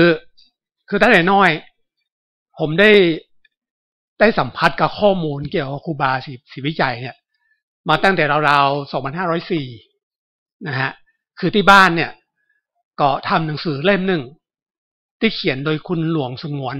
นะฮะเรื่องการสร้างถนนขึ้นดอยสุเทพซึ่งต่อมาในหนังสือเล่มนี้ก็ถูกเอามาใช้เป็นบทความในหนังสืองานศพของคุณตาคุณยายนะฮะหลวงศรีประกาศครับอันไม่ไหนเหินแก้วแล้วก็ในช่วงที่อันระยะหนึ่งเนี่ยก็มีผู้ที่สนใจประวัติศาสตร์เชียงใหม่คือคุณปราณีสิริธรเขียนหนังสือรวบรวมหนังสือเพชรล้านนาก็คุณยายก็เป็นคนให้ข้อมูลจำนวนนักๆในหนังสือเล่มนี้นะฮะแล้วก็น้าคือคุณบุญเสริมสัตภัยก็เป็นคนที่สืบต่อหมกข้อมูลเกี่ยวกับเชียงใหม่เพราะฉะนั้นก็เป็นคนที่ค่อนข้างจะได้สัมผัสข้อมูลนี้มาตลอดนะฮะก็พอหลังจากนั้นเนี่ยคือมาช่วงหลังเนี้ยเพิ่งมาได้สัมผัสกับข้อมูลอื่นนอกจากที่ว่าเป็นค่อนข้างในหมู่กลุ่มญาติกลุ่มเนี่ยที่จะเล่ากันไปก็จะได้หันหนังสือหรือว่าเอกสารที่มูลนิธิหรือที่จัดพิมพ์หรือที่วัดจัดพิมพ์ขึ้นมาเล่าเรื่องที่เกี่ยวกับครูบาศรีวิจัยเล่าเรื่องที่เกี่ยวกับหลวงศรีประกาศซึ่งก็มีหลายๆเรื่องที่ผมเข้าใจว่ามันค่อนข้างจะไม่ชัดเจนหรือขัดกับฝ่ายทั้งผมนะฮะเช่นนะครับในเรื่องของการสร้างถนนขึ้นนมัสการพระธาตุดอยสุเทพชื่อเดิมของถนนนี้ชื่อถนนขึ้นนมัสการพระธาตุดอยสุเทพนะครับแล้วก็เรื่องของการต้องอธิกรณ์ของครูบาศรีวิจัยนะครับการสร้างโค้งขุนกันที่ตอนนั้นก็เป็นประเด็นอยู่พอสมควรในขณะนี้ข้อมูลก็บอกให้ชัดเจนไปเรื่องรูปปั้นครูบาศรีวิจัยมาจากไหนนะฮะแล้วก็อันสุดท้ายที่จะผิดไปค่อนข้างนักคือเรื่องรถยนต์กันแรกที่ขึ้นดอยผมเป็นเจ้าของคนสุดท้ายของรถกันนั้นนะฮะเป็นรถยนต์ไครสเลอร์เพราะฉะนั้นในข้อจากความขัดแย้งอย่างทั้งหมดเนี่ยผมก็ขณะนี้กำลังเขียนหนังสือที่รวบรวมเรื่องกลุ่มนี้ทั้งหมดนะฮะเพื่อแสดงความชัดเจนในวันนี้เนี่ยโดยแต่หนังสือของผมเนี่ยจะเป็นเรื่องที่ในส่วนที่ครูบาของ ที่หลวงศรีประกาศกับคุณแม่นายเขินแก้วเนี่ยเกี่ยวข้องผมคงมาได้ไปลงถึงประวัติเดิมของครูบาว่าเป็นจะใดนะฮะก็ครูบาเป็นคนที่มีความสำคัญมีผลงานแต่คนที่ทำงานกับเปิ้ลนะฮะเป็นเสนาธิการฝ่ายการช่างที่สำคัญที่สุดคนหนึ่งเนี่ยก็คือขุนกันชนะนนทีนะฮะที่ห้องขุนกันเนี่ยเป็นคนที่มีสำคัญกับครูบาในงานช่างทั้งหลายโดยเฉพาะการสร้างถนนขึ้นดอยสุเทพนะครับเพราะฉะนั้นก็ถ้ามีโอกาสที่จะได้อู้ถึงขุนกันเนี่ยผมก็อยากจะให้ศึกษาตัวขุนกันแห่งคนหนึ่งขุนกันเนี่ยเป็นคนที่มีความสำคัญที่สุดกับคนหนึ่งของเชียงใหม่เป็นคนที่มีวิสัยทัศน์และเป็นคนที่สร้างสิ่งที่สำคัญอย่างหนึ่งของเชียงใหม่คือสนามบินเชียงใหม่เป็นคนสร้างสนามบินนี้แล้วมอบให้ทางราชการนะฮะเป็นแล้วเปิ้ลกับมาร่วมงานกับครูบาเป็นคนที่ทำให้งานที่อุปราชมณฑลพายัพพระองค์เจ้าบรเดชเนี่ยเปิ้ลสำรวจว่าจะสร้างถนนขึ้นดอยเนี่ยช่างสำรวจต้องบอกว่าใช้เวลา3 ปีใช้เงินประมาณ200,000นะฮะสมัย2460กว่าเงินจำนวนเนี่ยปอกับเงินที่อันต่างราชการสยามเนี่ยเอาไปซื้อเรือรบเรือพระร่วงคือใช้ราคาขนาดนั้นนะฮะแต่ครูบาเนี่ยบอกว่าฉันใช้เวลา6 เดือนโดยใบใช้เงินของทางราชการใบใช้เงินนะฮะใบใช้เงินราชการทำได้การที่ครูบาทำได้เนี่ยเป็นภูมิปัญญาที่เป็นภูมิปัญญาแล้วก็ของครูบาและของขุนกันชนะนนทีเพราะฉะนั้นก็การที่จะศึกษาครูบาเนี่ยก็ถ้ามีโอกาสที่จะไปถึงขุนพลคนสำคัญของครูบาได้เนี่ยคือขุนกันชนะนนทีได้เนี่ยก็จะเป็นเรื่องที่ดีนะครับแล้วก็สำหรับเรื่องข้อมูลอย่างที่เกี่ยวกับครูบาต่างๆที่ผมยกมาเนี่ยถ้าใครมีคำถามอย่างเนี้ยผมพร้อมจะตอบผมไม่ได้แต่เตรียมตัวมาอู้ในบทความอย่างในเรื่องใดแต่ว่าพร้อมที่จะให้ข้อมูลในส่วนที่พอจะนี้ได้นะครับสำหรับใครที่จะทำหนังสือทำอย่างก็สามารถจะมาขอข้อมูลจากผมได้ผมก็ร่วมงานกับข้อมูลของนักบุญเสริมเนี่ยที่เป็นออกเพื่อนทำหนังสือมาผมก็ได้มีโอกาสได้อ่านต้นฉบับและมีโอกาสได้รีไวซ์กับคุณนักบุญเสริมมาตลอดครับในส่วนของผมน่าจะมีแค่นี้แต่ก็ยินดีรับคำถามนะครับครับพันเอกธานีครับมีหลานคนสำคัญคนหนึ่งหลานขุนกันชนะนนท์นะครับคุณไปอ้อเจนนะครับเนี่ยอันนี้เป็นหลานขิ้นแต้ๆเลย คุณไปอ้อก่อนมาร่วมกับเราตลอดจะมีอย่างสักน้อยก็ครับแลกเปลี่ยนสักน้อยครับคุณไปอ้อชนะนนท์ต้องขอบพระคุณพันเอกธานีนะเจ้าที่ท่านได้กรุณาให้ความสำคัญแล้วก็ยกประเด็นของขุนกันชนะนนทีขึ้นมาคือเรื่องชื่อนี้นะเจ้าเข้าใจว่าตัวเองก็ไม่ได้เจอเปิ้ลนะเจ้าแล้วก็เป็นหลานเนี่ยนะเจ้าแล้วคิดว่าถีเนี่ยน่าจะเกี่ยวข้องกับที่มีบทบาทในการร่วมสร้างครูบาศรีวิชัยสร้างทางขึ้นดอยสุเทพเจ้าวิถีอย่างเงี้ยนะคะแต่ตอนหลังเราก็เอานามสกุลโมเฮาแค่ชนะนนท์เนี่ยเจ้าแต่อันเนื่องจากในเวทีนี้เป็นวงการวิชาการนะเจ้าก็เลยให้ขอให้ข้อมู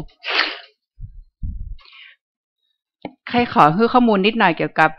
บทบาทของขุนกันที่สนามบินนะเจ้าว่าอันที่จริง เปิ้ลมีส่วนในการสร้างสนามบินนะเจ้าในแง่ที่คล้ายๆได้เอาจ้างไปช่วยแผ่วถางสนามบินขึ้นมาซึ่งตอนนั้นเป็นป่ายนะเจ้าด้วยความที่เปิ้ลเป็นอันป้อกาไม้เป็นคล้ายๆลูกช่วงของอันบริษัทฝรั่งก็เลยมีเป็นคนที่มีอันจ้างนักเจ้าเพราะฉะนั้นในช่วงถักถางเริ่มต้นเนี่ยเปิ้ลก็จะมีส่วนในลักษณะนี้แต่อาจจะไม่ใช่สร้างทั้งหมดนะเจ้าเพราะว่าที่ดินก็เป็นอันของแถมบ้านนึงของแถมตระกูลนึงอย่างเงี้ยเจ้าแล้วก็ท่านก็ได้ร่วมบริจาคเงินในการก่อสร้างอย่างประมาณนี้เจ้าแล้วก็ในส่วนที่เกี่ยวกับครูบาเนี่ยนะเจ้าคือเนื่องจากเปิ้ลเป็นคนร่วมสมัยของครูบาศรีวิชัยอันขุนกันนี่อายุน้อยกว่าครูบาศรีวิชัยสักประมาณ8 ปีนะเจ้าเพราะฉะนั้นเข้าใจว่าเปิ้ลก็คงเป็นคนจังหวัดคนนึงที่คล้ายๆเคารพบูชาแล้วก็ติดตามทำบุญร่วมกับครูบาศรีวิชัยตลอดมาดังนั้นก็จะมีร่องรอยของการร่วมทำบุญกับครูบาศรีวิชัยเช่นเสากู้แรกที่อันวัดพระเจ้าเกาตือเสากู้แรกที่วิหารอันวัดสวนดอกหรือที่อันวัดทุงยูงอย่างเงี้ยค่ะก็มีร่องรอยแบบนี้เจ้าแล้วก็สิ่งที่อยากให้เล่าให้ที่ประชุมฟังก็คือว่ามันมีความน่าสนใจที่เกี่ยวข้องกับประวัติของครูบาศรีวิชัยก็คือว่าที่พิพิธภัณฑ์วัดข้าวแต้นหลวงเนี่ยเจ้าเปิ้ลมีอิฐที่คล้ายๆปั๊มปีเกิดนะเจ้าปั๊มปีเกิดในลงไปในอิฐนะเจ้าซึ่งอันตอนนั้นครูบาเล่าให้ฟังว่าเจ้าวาดวัดอันข้าวแต้นหลวงเล่าให้ฟังว่าเป็นคล้ายๆวิธีระดมทุนของครูบาศรีวิชัยเวลาเปิ้ลจะไปสร้างหรือบูรณะเจดีย์หรือทำมาอย่างนั้นเจ้าเปิ้ลก็จะปั๊มปีเกิดลงในอิฐแล้วก็ให้คนปูจาอิฐนั้นแล้วก็ร่วมก่อสร้างไงค่ะเพราะงั้นถ้าอยากดูนี่ต้องไปขอดูที่วัดพิพิธภัณฑ์วัดข้าวแต้นหลวงเจ้าแล้วก็ล่าสุดนะเจ้าเพราะว่ามีป้ายซีเมนต์เป็นป้ายซีเมนต์นะเจ้า2 ป้ายที่อยู่เลยบ้านเจ้าวงไปหน่อยนะบ้านเจ้าวงในที่นี้คือบ้านที่อยู่ตรงข้ามกับสถานีวัดความสั่นสะเทือนก่อนจะถึงไอสำนักงานของอุทยานแห่งชาตินะเจ้าคือมีป้ายแบบที่2 ป้ายก่อนถึงสำนักงานอุทยานแห่งชาติดอยปุยกับหลังนะเจ้าแต่ว่าด้วยความที่มีป้ายหนึ่งที่ค่อนข้างชัดเจนแต่น่าเสียดายที่ตัวที่เขียนเป็นตัวเมืองตังลุ่มเนี่ยเปิ้ลไปมีคนคงไปลบอ่ะเพราะงั้นก็จะเหลือแต่ภาษาไทยซึ่งก็ยังเป็นคล้ายๆปริศนาอยู่ว่าป้าย2 อันนี้นี่เป็นเรื่องราวหรือบันทึกการร่วมทำบุญกับครูบาศรีวิชัยในโอกาสอะไรอย่างเพราะว่าเปิ้ลก็เขียนก็พศ2478บ่ได้เขียนเดือนวันที่แล้วก็มีเขียนภาษาไทยกลางแต่ว่าเกี่ยวข้องกับเรื่องมักคายคือมันคงเขียนแบบกำเมืองแต่ว่าใจตัวไทยกลางซึ่งต้องอาศัยสงสัยต้องขออาจารย์เกริกไปดูป้าย2 ป้ายนี้ว่ามันคืออะไรอย่างนะเจ้าค่ะขอบคุณเจ้าครับขอบคุณคุณไปอ้อมีท่านพวกเขาร่วมเสวนาท่านอื่นก็ครับเจอใจคิรินครับก็ผมคิรินเห็นคงครับจากมหาจุฬาลงกรณ์นะครับผู้อำนวยการสถานีวิทยุมหาจุฬาก็วันนี้ผมได้ข้อมูลที่จะไปทำงานต่อหลายเรื่องผมมีคนแนะนำให้ผมไปหาคุณปลายอ้อแสดงว่าไปบ่ถึงผมไปถึงคุณพัฒนุชชนนนท์ซึ่งขณะนี้เราได้ทำเรื่องราวของลูกขุนกันชนนนท์ลงสื่อเรียบร้อยเมื่อสักประมาณเดือนเศษๆนะครับเพราะฉะนั้นถ้าอยากสนใจจะเข้าไปดูผมทำเรื่องราวนี้เพราะจิตอันหนึ่งอยากจะทำก็คือว่าจะเอาเรื่องราวคนที่มันลืมไปแล้วเอามาลงในสื่อพอดีดูแลสื่อวิทยุและโทรทัศน์มหาจุฬาทั้งหมดก็เลยว่าอยากจะได้มีคนมาแนะนำว่าผมไปหาคนไปผมไปบ่ถึงนะครับผมไปถึงเฉพาะผอ.พัฒนุชชนนนท์แต่ว่าเรื่องราวก็เสร็จไปเรียบร้อยแล้วจิตอันนึงผมนึกถึงหลวงศรีประกาศผมจะทำจะได้ให้ผมได้ไปสื่อลูกหลานเบิ้ลวันนี้ผมมาเจอได้เลยนะครับผมจะขออนุญาตขอเบอร์โทรท่านนะครับเพื่อจะไปทำเรื่องราว จะเอารายการโทรทัศน์มหาจุฬาไปบันทึกซึ่งเราทำอยู่แล้วก็คือเรื่องของเจ้าชื่นสิโรรสทำเสร็จไปแล้วซึ่งเป็นเรื่องสุดยอดที่สุดเจ้าชื่นสิโรรสแล้วก็เรื่องราวของหลวงโยนนักการพิจิตร2 ตอนทำเสร็จไปแล้วครับเราจะทำเรื่องชุดแต่ละชุดเรื่องราวของเตลขึ้นดอยสุเทพเนี่ยฮอตตัวฮอยเลยนะครับเพราะฉะนั้นผมจะขออนุญาตนำขอเบอร์ของท่านพระเดชคานีนะครับแล้วผมจะไปทำเรื่อง4กลุ่ม4ประกาศยินดีมากที่ผมเหมือนกันมีกระแสจิตว่าสักวันหนึ่งผมจะเจอท่านเหล่านี้ทั้งลูกทั้งหลานเหมือนหลวงโยผมไปเจอหลานขิ้นมันเลยแล้วก็รู้เรื่องราวแล้วก็อาจารย์ในมหาวิทยาลัยราชภัฏเขียนหนังสือเรื่องตามรอยรองอำมาตย์เอกหลวงโยนนักการพิจิตรเล่ามาตั้งแต่ต้นแล้วผมก็ตัวหอยได้2 ตอนยังคิดว่ายังตอนที่3เนี่ยน่าจะตัวหอยไปถึงลำปางนะครับเรื่องหลวงโยนนักการพิจิตรซึ่งก็เป็นกฎก้าไม้เหมือนนั่นคุณกันชนนนท์เนี่ยครับมั่งมี4 สุขเหมือนกันวันนี้ดีใจมากเลยครับที่ได้มีโอกาสได้ปะลูกหลานเพิ่นคงได้มีโอกาสได้ทำงานด้วยกันนะครับขอบคุณครับครับขอบคุณครับอาจารย์ฮิรินครับมีคุณโอ๊คนะครับเป็นคนเรียนมาทางด้านพิพิธภัณฑ์คุณโอ๊คมีข้อมูลนักนะครับโดยเฉพาะหูกนะครับขอเชิญคุณโอ๊คครับเชิญครับจากละปูนนะครับครับดูแลพิพิธภัณฑ์ครับเรียนครูบาอาจารย์ทุกท่านนะครับวันนี้พอดีตั้งใจอยากจะมาเพราะว่าเห็นอาจารย์โสภาเพราะว่าผมจากการทำงานเรื่องครูบาเนี่ยเริ่มมาจากเห็นหนังสือของอาจารย์ครั้งแรกวิทยานิพนธ์ของอาจารย์นะครับทีนี้ก็จะมาแลกเปลี่ยนนะครับในข้อมูลที่ได้พบนะครับคือผมเป็นคนที่ชอบในเรื่องของพวกเอกสารพวกภาพถ่ายพวกเอกสารนะครับอันดับแรกที่จะมานำเรียนก็คือที่แลกเปลี่ยนถ้าอาจารย์เกิดกับอาจารย์ได้พูดไปแล้วว่ามีเอกสารอย่างนี้นะครับผมเคยได้เห็นเอกสารต้นฉบับเป็นกระดาษฟุตสแคปเป็นลายมือนะครับก่อนหน้าที่เอกสารของที่จะอยู่ในปั๊บสาก็คือเป็นบันทึกของพระครูศรีวิราชนะครับเรื่องการเดินทางของครูบาศรีวิชัยไปแปลงวัดพระเจ้าตนหลวงนะครับอันนั้นคือผมก็ค่อนข้างประหลาดใจเพราะผมอ่านตัวเมืองแบบเป็นผมไปเจอของจริงที่พะเยาเมื่อประมาณสัก10 ปีที่แล้วนะครับจริงๆไปดูเรื่องบันทึกเรื่องกบฏเงี้ยวแล้วก็ไปเห็นเรื่องบันทึกของการเดินทางของครูบาศรีวิชัยทีนี้มันน่าประหลาดใจตรงที่ว่าบันทึกจากเอกสารนั้นเนี่ยนะครับที่เป็นลายมือดินสอเนี่ยมันถูกถอดออกมาเป็นลานจานลงในใบลานนะครับซึ่งทุกวันนี้ก็อยู่ที่สถาบันผมก็ขอถ่ายออกมาดูนะครับเรื่องการเดินทางไปของครูบาศรีวิชัยจะเห็นเรื่องการพูดถึงการเดินทางแต่ที่นี้ในกระดาษฟุตสแคปเนี่ยมันมีอีกอันนึงที่เขาเย็บไว้ก็คือจดหมายที่เป็นการตอบโต้ระหว่างครูบาศรีวิชัยกับพระครูศรีวิราชนะครับอันนี้เป็นเรื่องหนึ่งที่นำมาใช้ทำให้รู้ว่าครูบาศรีวิชัยตอนที่อยู่วัดพระธาตุที่บึงชัยเนี่ยจริงๆอยู่ที่วัดเชียงยันนะครับก็คือคณะเชียงยันเพราะว่าในจดหมายที่ตอบโต้น่ะเขียนบอกว่าถึงครูบาศรีวิชัยที่พระศรีวิชัยที่วัดเชียงยันนะครับอันนี้คือเป็นหลักฐานอันนึงนะครับอีกอันนึงทำให้ผมรู้ว่าอ๋อจริงๆแล้วบันทึกเนี่ยมันก็เป็นบันทึกที่มันสามารถเอาไปจานลงไปลานได้ซึ่งก็อย่างที่อาจารย์เกิดว่ามันมีการคัดลอกเรื่อยๆบางทีมันอาจจะไม่ใช่จากใบลานมาเป็นบันทึกหนังสือนะครับอันนี้คือเรื่องหนึ่งที่ผมได้เจอจากเอกสารอันนี้นะครับซึ่งมันก็ต่อเชื่อมที่อาจารย์บอกว่าตะกี้ถามว่าในส่วนของผู้คนของชาติพันธุ์ที่จะข้ามไปข้ามมาช่วยงานของครูบาเนี่ยน่าศึกษามันอาจจะมาจากอะไรอย่างนี้นะครับถ้าอย่างอาจารย์บอกว่ามันมาจากข้าวอย่างแม่ของอาจารย์โสภาพูดเนี่ยผมก็บอกว่าที่ไปเจอที่พะเยาเนี่ยผมไปเจออีกรูปแบบหนึ่งก็คือว่าครูบาศรีวิชัยเนี่ยบ่มเมล็ดพันธุ์ของตัวเองไว้ทุกที่ที่ไปสร้างเพราะฉะนั้นแล้วการมาของคนพะเยาที่บอกมากล้ามาขายหรือไม่อย่างแท้จริงแล้วมันมาเพราะว่าครูบาแก้วครูบาศรีวิชัยเอาครูบาแก้วไปบ่มไว้ที่นั้นแล้วก็ใจจุดตรงนั้นขยายหมดบันแน่จริงนะครับพระครูศรีวิราชซึ่งเป็นเจ้าคณะแขวงนะครับเมืองพะเยาแต่งชุดแบบผ้ากลางแบบคล้องผ้าแต่สามารถเอาการคล้องผ้าแบบครูบาศรีวิชัยไปอยู่ในพะเยากันทั้งหมดได้เนี่ยครูบาแก้วเนี่ยเป็นคน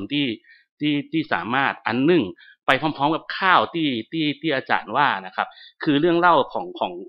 ครูบาเนี่ยนอกจากจะผ่านจากเมล็ดพันธุ์ที่บ่มไว้บอกว่าครูบาขาวครูบาวงที่ไปแต่ละที่เนี่ยเขาจะเห็นว่าการมาของครูบาศรีวิชัยเนี่ยที่มาสร้างทางขึ้นดอยสุเทพเนี่ย จะเห็นว่าผู้คนมาเนี่ยไม่ได้ว่าจู่ๆมาจากแรงจากใบประกาศของหลวงศรีประกาศเองก็ตามที่ทำแจกมาจากข้าวหรือจากการบอกเล่าของบรรดาลูกศิษย์เมล็ดพันธุ์นั่นแหละครับที่ไปบ่มไว้แต่ละที่อันนี้คือข้อสังเกตจากเวลาไปเก็บข้อมูลนะครับทีนี้อีกอันนึงที่เราเห็นก็คือว่าเอกสารของทางการมีนะครับถ้าเราไปเห็นในเอกสารจดหมายเหตุเราจะเห็นบันทึกของกรมพมืลพิทยาลาภนะครับ2472นะครับที่เดินทางมาที่เชียงใหม่เพื่อจริงๆมาตรวจสอบเรื่องของครูบาศรีวิชัยเนี่ยเขาจะเห็นว่าอย่างที่ท่านธานีว่านะครับในช่วงที่ขึ้นดอยสุเทพเนี่ยขุนกันเนี่ยเป็นกำลังใหญ่นะครับแต่ตอนที่อยู่วัดพระสิงห์นะครับก่อนที่จะมาที่เนี่ยพญาคำเป็นคนที่อยู่ดูแลคนที่ฝ่ายพญาคำเนี่ยครับเจ้าเห็นเอกสารที่กรมพมืลพิทยาลาภเนี่ยส่งไปเนี่ยก็คือในเรื่องของการร้องเรียนนะครับว่ามีเอกสารชักชวนเชื่อคือมาฉลองวิหารวัดพระสิงห์โดยพญาคำเนี่ยนะครับพูดถึงเรื่องอิทธิปาฏิหาริย์เนี่ยนะครับมันจะมีเอกสารอันนี้อยู่ที่จดหมายเหตุนะครับทีนี้ถามว่าอย่างอื่นมีนะครับโดยเฉพาะว่าอย่างที่ท่านธานีบอกว่าอย่างของท่านขุนกันเนี่ยถ้าจากการรวบรวมภาพที่ผมมีในแหล่งเนี่ยนะครับในแหล่งของเชียงใหม่นะเราจะเจอภาพขุนกันอยู่ในรูปภาพของครูบาศรีวิชัยเยอะมากนะครับรวมถึงที่ท่านธานีบอกว่าเอกสารบางอันที่เราไม่ได้เอามาเผยแพร่หรือว่าได้ทำต่อเนี่ยที่น่าเสียดายก็คือว่าผมเนี่ยเคยเข้าไปดูของอันลุงบุญเสริมเนี่ยเยอะมากลุงบุญเสริมเตรียมจะทำหนังสือฉบับหนึ่งของครูบาศรีวิชัยขึ้นมานะครับแต่บ่มีโอกาสได้พิมพ์สิ่งที่น่าสนใจของลุงบุญเสริมก็คือว่าลุงบุญเสริมบอกว่าจุดจอบแรกเนี่ยไม่ใช่จุดที่อย่างที่พูดถึงในของลุงเสริมมีอีกจุดหนึ่งมีทั้งภาพถ่ายที่ชี้นะครับรวมถึงภาพที่ของงานท่านธานีบอกว่ารถที่วัดบ้านปางเนี่ยไม่ใช่แน่นอนนะครับรถเป็นรถจำลองนะครับแต่จริงๆที่บอกว่ารถที่ขึ้นเป็นรถไคเซอร์นะครับของนั้นรูปอันนั้นก็ของลุงเสริมก็มีนะครับยังยืนยันเพราะนั้นจะมีคนมาถามผมตลอดว่ารถคันที่ขึ้นดอยสุเทพน่ะเป็นคันที่อยู่วัดบ้านปางจริงหรือเปล่าหรือเป็นรถของไขนะฮะเราก็ลำดับรูปภาพเราพยายามหาเรื่องภาพของรถทั้งหลวงอนุสารภาพของรถของหลวงศรีประกาศหรือรถของหลายๆคันในเชียงใหม่นะครับก็ได้ข้อมูลมาบางส่วนแต่ว่ามันยังไม่ได้เอามาทำนะครับอีกอันนึงเขาจะเห็นว่าในเรื่องของเอกสารที่อาจารย์โสภาบอกว่ายังมีอีกเยอะมากและน่าเสียดายถามว่าคนในยุคปัจจุบันนี้ถามว่ากำลังหาข้อมูลซึ่งมันก็ยังมีอยู่นะครับโดยเฉพาะยังอาจารย์แคทเธอรีนโบวีเนี่ยบอกตลอดเวลาว่าเวลาเราดูในเรื่องของเอกสารเนี่ยของส่วนกลางส่วนของพื้นที่เราเนี่ยเขาก็จะเห็นเอกสารที่มองถึงเรื่องบอกว่าหนังสือบอกว่าเอกสารอย่างที่ทางท้องถิ่นทำขึ้นมานะครับเพื่อจะพูดถึงเรื่องของครูบาศรีวิชัยเนี่ยส่วนกลางของส่วนกลางของรัฐเนี่ยทำไหมทำนะครับชวนเชื่อกรณีอย่างที่หลังจากที่ครูบาลงนามแล้วนะครับเราจะเห็นว่าครูบาศรีวิชัยเนี่ยของภาพแบบภาคกลางอยู่อันนึงนะครับแล้วอันนั้นคือเป็นภาพที่ถูกสร้างขึ้นมาเพื่อชวนเชื่อ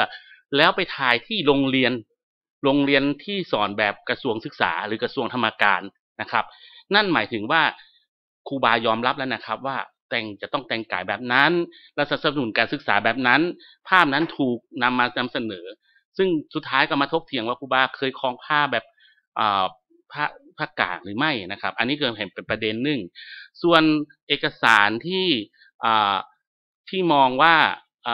มองถึงครูบาเหมือนคนอื่นเลยนั่นก็มีเหมือนกันเช่นอย่างที่อาจารย์เกิดบอกว่าในหนังสืองานศพของครูบาพระวิมลนะครับที่ทำหนังสือออกมาก็มองในเรื่องของครูบาในรูปแบบอื่นที่ไม่ได้บอกว่าเป็นพระที่ปฏิบัติตามนะครับส่วนอีกอันนึงคือที่เป็นกลางๆเลยเนี่ยที่อาจารย์แคทเธอรีนโบวีว่าพวกเราไม่ค่อยได้ไปใช้ก็คือบางกอกโพสต์วิกลี่ที่มันเป็นรายสัปดาห์ที่ภาษาอังกฤษนะครับคืออันนั้นเขาจะมองอย่างคนฝรั่งที่มองถึงบริบททางสังคมณเวลานั้นว่าเกิดอย่างขึ้นเกี่ยวกับคณะสงฆ์ในเวลานั้นนะครับ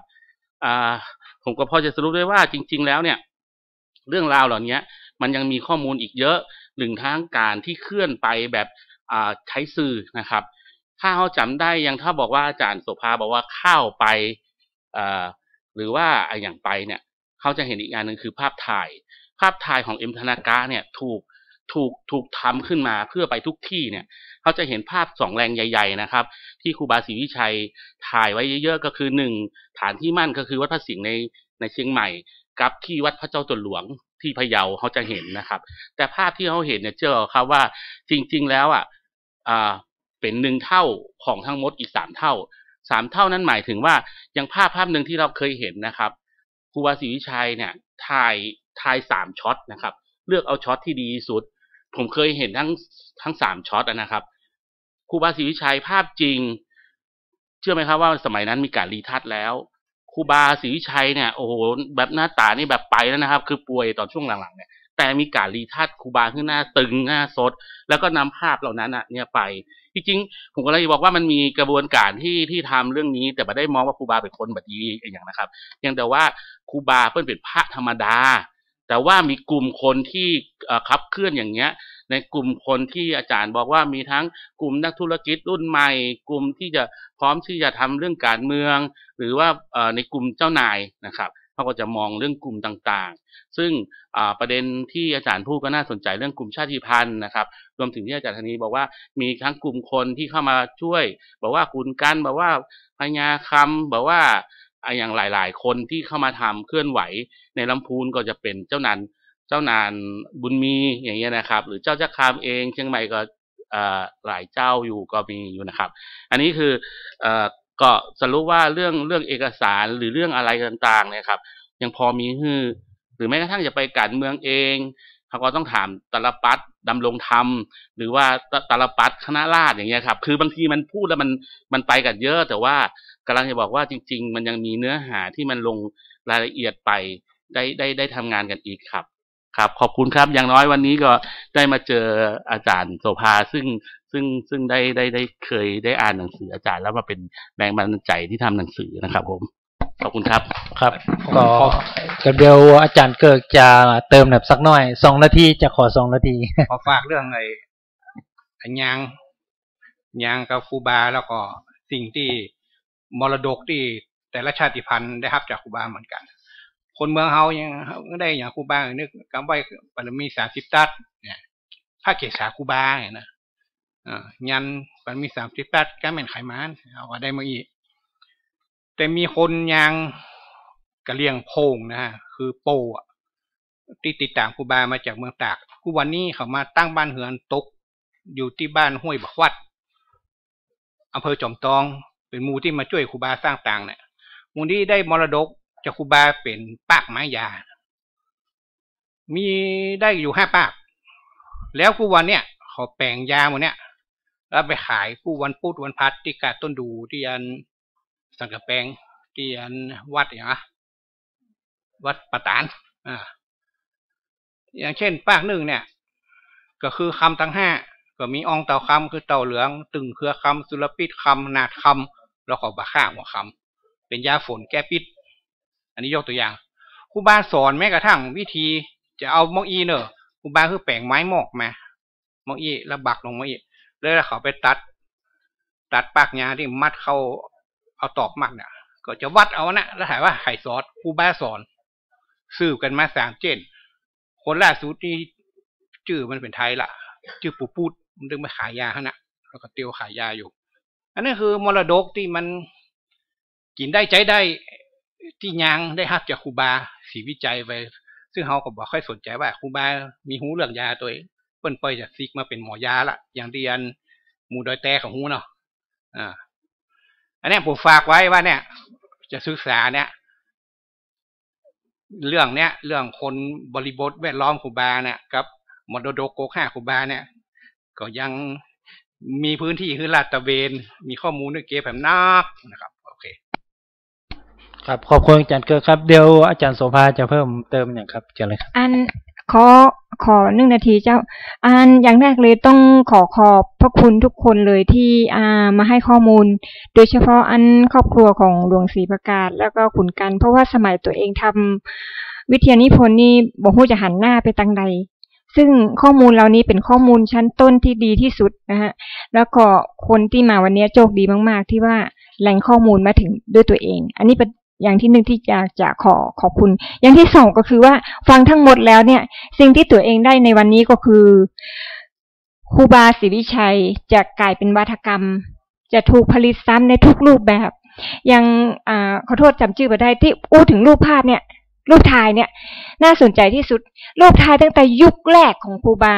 ที่ครูบาคือถ่ายรูปแรกจนกระทั่งถูกถ่ายต่อมาแล้วก็ถูกเติมแต่งเข้ามาในช่วงหลังเนี่ยน่าสนใจที่สุดรวมทั้งเครื่องรางของขลังทุกอย่างเนี่ยเป็นเรื่องของวาทกรรมที่จะถูกผลิตขึ้นซ้ำแล้วซ้ำแหมรวมทั้งหนังสือประวัติอันที่อาจารย์ภักดีอู้ถึงเพราะฉะนั้นในอนาคตตั้งแต่นี้ไปทุกสิ่งทุกอย่างที่เขาจะกลับไปเรียนรู้หรือว่าศึกษาครูบาจะกลายเป็นวาทกรรมที่ถูกผลิตขึ้นซ้ำแล้วซ้ำอีกจากแม้แต่ใบลานที่อาจารย์อู้ถึงประวัติครูบาจากชุดนั้นมาชุดนี้ก็ถูกผลิตซ้ำตลอดขอบคุณเจ้าขอบคุณตะกี้เห็นอันต่างพี่น้องเทศบาลเมืองจีมาคุณพิสารดวงดึงเนาะมากันหลายคนคือจีครับที่ผมยกขึ้นมาเพราะว่าประวัติครูบาฉบับวัดต้นโจกเนี่ยต่างมูลที่ครูบาเจ้าศรีวิจัยก่อปริวัติแล้วก็ต่างเทศบาลก่อปริวัติเผยแพร่คิดว่าคงจะเป็นต้นฉบับอันเดียวกันนะครับที่อาจารย์เกิกได้อู้ถึงนะครับมีเพราะว่า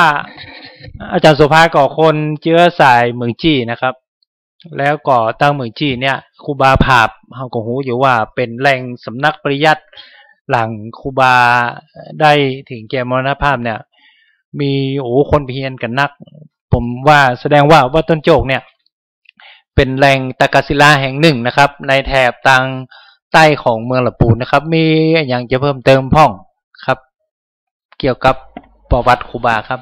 ก็เอาสั้นๆนะครับเพราะว่าไฟไหม้หลงเข้าแล้วนะครับเนาะก็อยากจะเชิญชวนทุกท่านว่าผมในฐานะคนท้องถิ่นนะครับตรงท่านเป็นจุดสำคัญแห่งจุดหนึ่งที่คาบเกี่ยวกับเรื่องราวของครูบาเจ้าศรีวิชัยโดยเฉพาะวัดพระธาตุดอยแต่นะครับ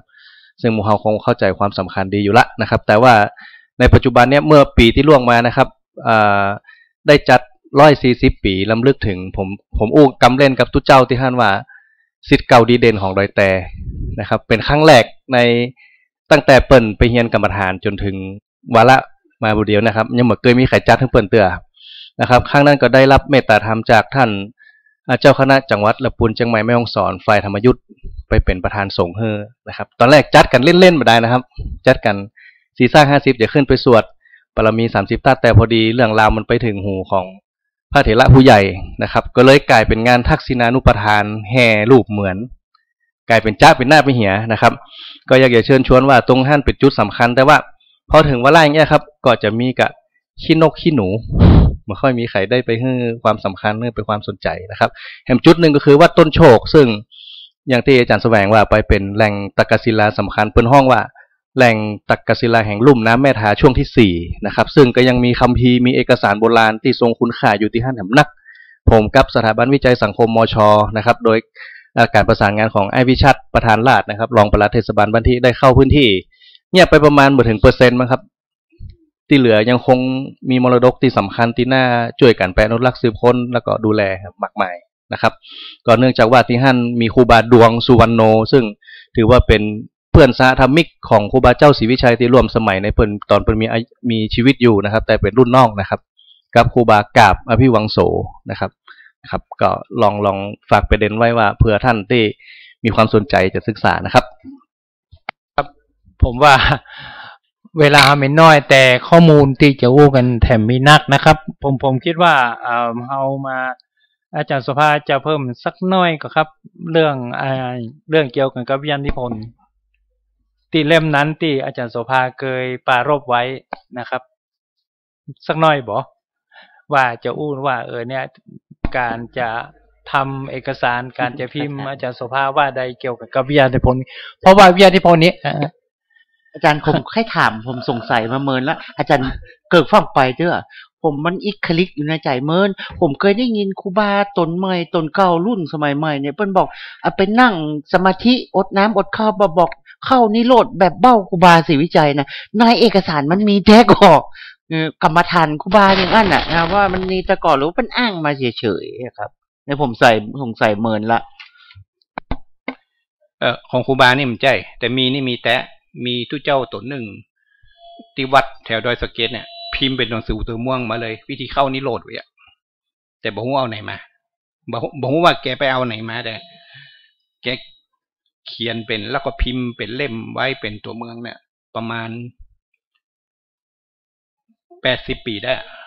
แล้วผมมีต้นฉบับแต่ผมเผยแพร่แล้วมันจะไปสนับสนุนนิโรธเขานิโรธแบบครูบาเดียว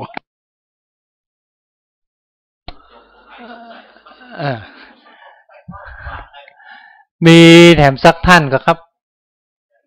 น้อยเดียวครับแต่ไหนก็แต่เจ้าอู้เฉียดข้าวๆนะครับผมขอหอมข้าวสักเกินนาทีได้ก่อนข้าวครูบาได้ก่อนครับขออนุญาตที่ประชุมเนอะเป็นข้าวสมัยใหม่เนาะครับตนบุญล้านนาครูบาตันเจ้าศรีวิจัยโยตันไทยเกิดวันอังคารที่11 ไซมิถุนายนท่านมีมา2421นั่นน่ะปีขานมีมาครูบาตันเจ้าชื่อว่าอินเฟือนฟ้าห้องแบบเบาเบตามันดาเจ้าตั้งไว้ป้อชื่อว่าป้อควายแม่อุสานำใจอำเภอลีได้บ้านปังถ้าเคยฟังแห่งไปฟังที่เมืองละปูนนะครับขอบคุณครับ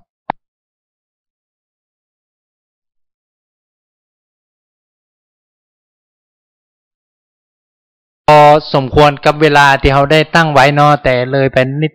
น้อยเดียวนะครับสุดท้ายนี้ท่านผู้ช่วยอธิการบดีมหาจุฬาลงกรณราชวิทยาลัยจะเป็นคนกล่าวปิดแล้วก็สรุปสักเล็กสักน้อยนะครับ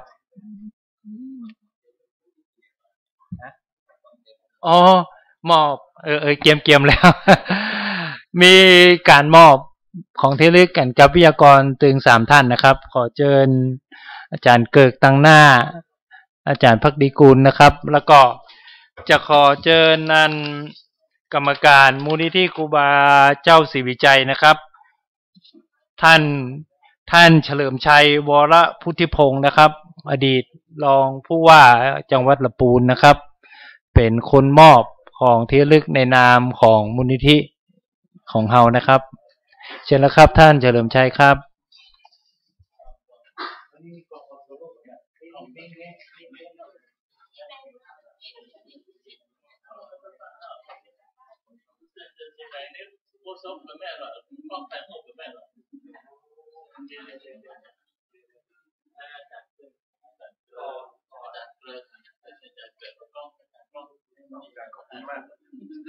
กล้องไม่คุ้น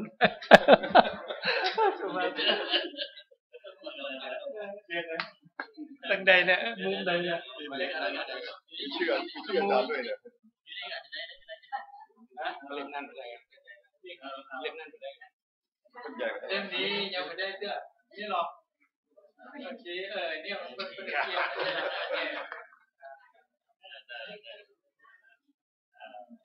ขอบคุณมากจ้ะดร.ภักดีกุลรัตนาห้องเท่าไหนอันนี้เป็นเนี่ยเราก็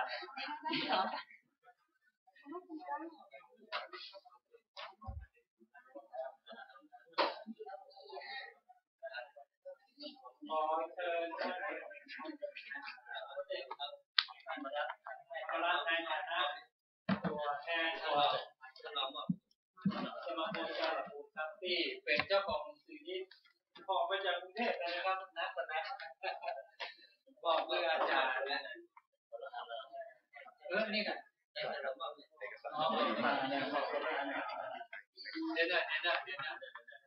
ขอนั่นครับขอนิดนึงขอบคุณทุก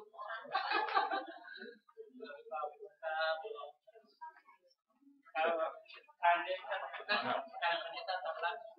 ส่วนทำเลย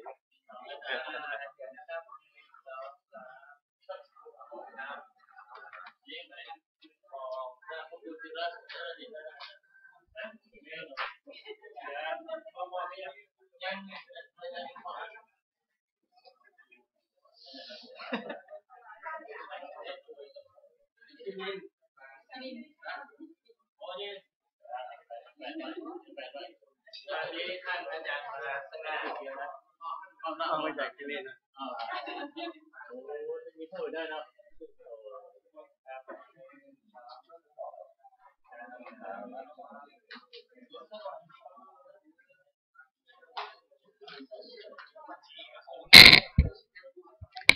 ออนุโมทนาขอบคุณกับคณะวิทยากรแล้วก็ผู้เข้าร่วมเดี๋ยวก่อนติ๊กเนาะกับผู้เข้าร่วมเสวนาในวันนี้ทุกท่านจากการที่ได้ฟังมาแต่ต้นแล้วก็ขาดไปน้อยหนึ่งนะเราจะเห็นว่าครูบาศรีวิจัยเนี่ยเป็นบุคคลของโลกแล้วก็เป็นบุคคลที่พร้อมคือประวัติการทำความดีของเพิ่นเนี่ยจบไปเมื่อหลายปีที่ผ่านมาแต่เมื่ออาตมาภาพมาเกิดเนี่ยแต่ว่าเรื่องราวของครูบาเนี่ยยังถูกเอามาร้อยเรียงเอามาเขียนคนฮักก็จะเขียนทางดีคนที่พอว่าครูบาเป็นศัตรูก็จะว่าไปในทางร้ายแม้ว่าผลงานท่านจะเป็นที่ปรากฏอยู่ก็ตามแต่ว่าการผลิตซ้ำแบบนี้ยังเป็นตั้งฝ่ายตั้งมีส่วนที่ทำให้ครูบาศรีวิจัยบาหายไปจากโลกเนาะบ่ว่าจะดีบ่ว่าจะหายก็ตามไม่นั้นในฐานะที่เฮาท่านทั้งหลายมาอู้จาเกี่ยวกับเรื่องของครูบาศรีวิจัยเข้าใจว่าน่าจะมีแหมหลายๆประเด็นบางทีช่วงระยะเวลาจากนี้ไปจนกว่าจะถึง150ปีครูบาศรีวิจัยเนี่ยโดยแต่อาจจะมีการฟื้นฟูเนาะเอาเรื่องราวว่านี่อย่างตะกอนถึงเป็นสำนักเทียนใหญ่และปัจจุบันมันหายไปได้จะได้น่าจะฟื้นพลิกมาอย่างไรก็คงจะปอๆกับวัดพระบาทตักผ้าคงจะปอๆกับตะกอนนี่ศูนย์กลางการศึกษาจากวัดพระบาทลงมาเป็นหอปริยัติมาเป็นโรงเรียนเมธีพุทธิกรแล้วก็มาเป็นโรงเรียนธรรมราชศึกษาแต่ว่าเดี๋ยวนี้มันเริ่มหายไปคนก็เริ่มออกเนาะดังนั้นการที่ความเจริญรุ่งเรืองเคยมีแล้วก็วันหนึ่งเสื่อมไปถ้าตามพุทธศาสนาเป็นเรื่องธรรมดาแต่ว่าเรื่องราวของครูบานี้มีสิ่งที่เราจะต้องศึกษาและคิดใจว่าวันนี้เป็นการเสวนารอบ2อาจจะมีรอบที่3อีกครั้งนึงอาจจะไปที่ละปูนก็ได้นะเราเปลี่ยนกันย้ายที่ในการเสวนาเพราะครูบาเป็นคนของล้านนาอาจจะย้ายไปเมืองแป้เมืองพะเยาเมืองไหนก็ตามที่มีผลงานของท่านอยู่แล้วหมู่เฮาก็ตัวไปอู้ไปจากันนะวันนี้ขอขอบคุณทุกท่านที่ได้มาช่วยกันสานต่อเติมแต่งทำให้ได้ฟังหลายๆประเด็นเกี่ยวกับเรื่องของวิถีชีวิตการสร้างงานของพระครูบาเจ้าศีลธรรมศรีวิจัยขอเจตนาที่บริสุทธิ์ที่เราท่านทั้งหลายได้ร่วมกันกระทำบำเพ็ญโดยเฉพาะยิ่งในส่วนของการที่ได้ศึกษาเล่าเรียนจนกระทั่งได้มีวิชาความรู้แล้วก็นำมาแบ่งกันในวันนี้วิทยากรทั้ง3ท่าน4ท่านถึงผู้ที่เดินทางมาจากต่างประเทศอาจารย์โสภามาเพื่อที่จะมาอู้จาเรื่องนี้ขอเจตนาทั้งหลายเหล่านี้จงเป็นบุญบารมีปกคลุมรักษาทุกท่านให้ได้มีความสุขกายสุขใจปราศจากทุกโศกโรคภัยไข้เจ็บมีความเจริญก้าวหน้าในอาชีพการงานอธิษฐานอันใดก็ขอได้สำเร็จสมปรารถนาเหมือนกันทุกท่านทุกคนเทินขอปิดการเสวนาแล้วก็ไหว้พระด้วยกันก่อนเนาะก่อนไปกี่เข้า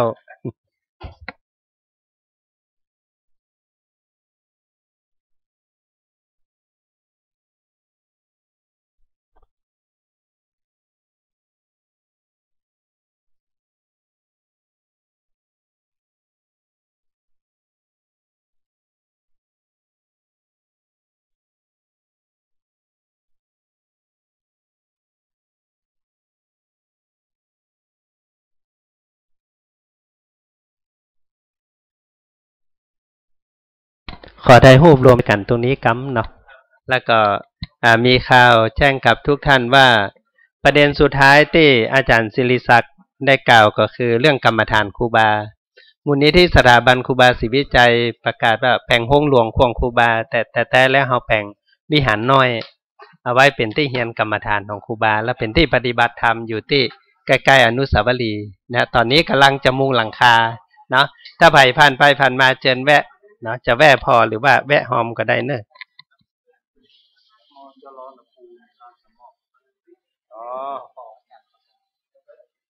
ขอตัวแทนท่านรองผอ.วิไลส่งละปูนทางมูลนิธิจะมอบหนังสือประวัติครูบาศรีวิจัยให้ไปเข้าห้องสมุดเอาตรงนี้บอก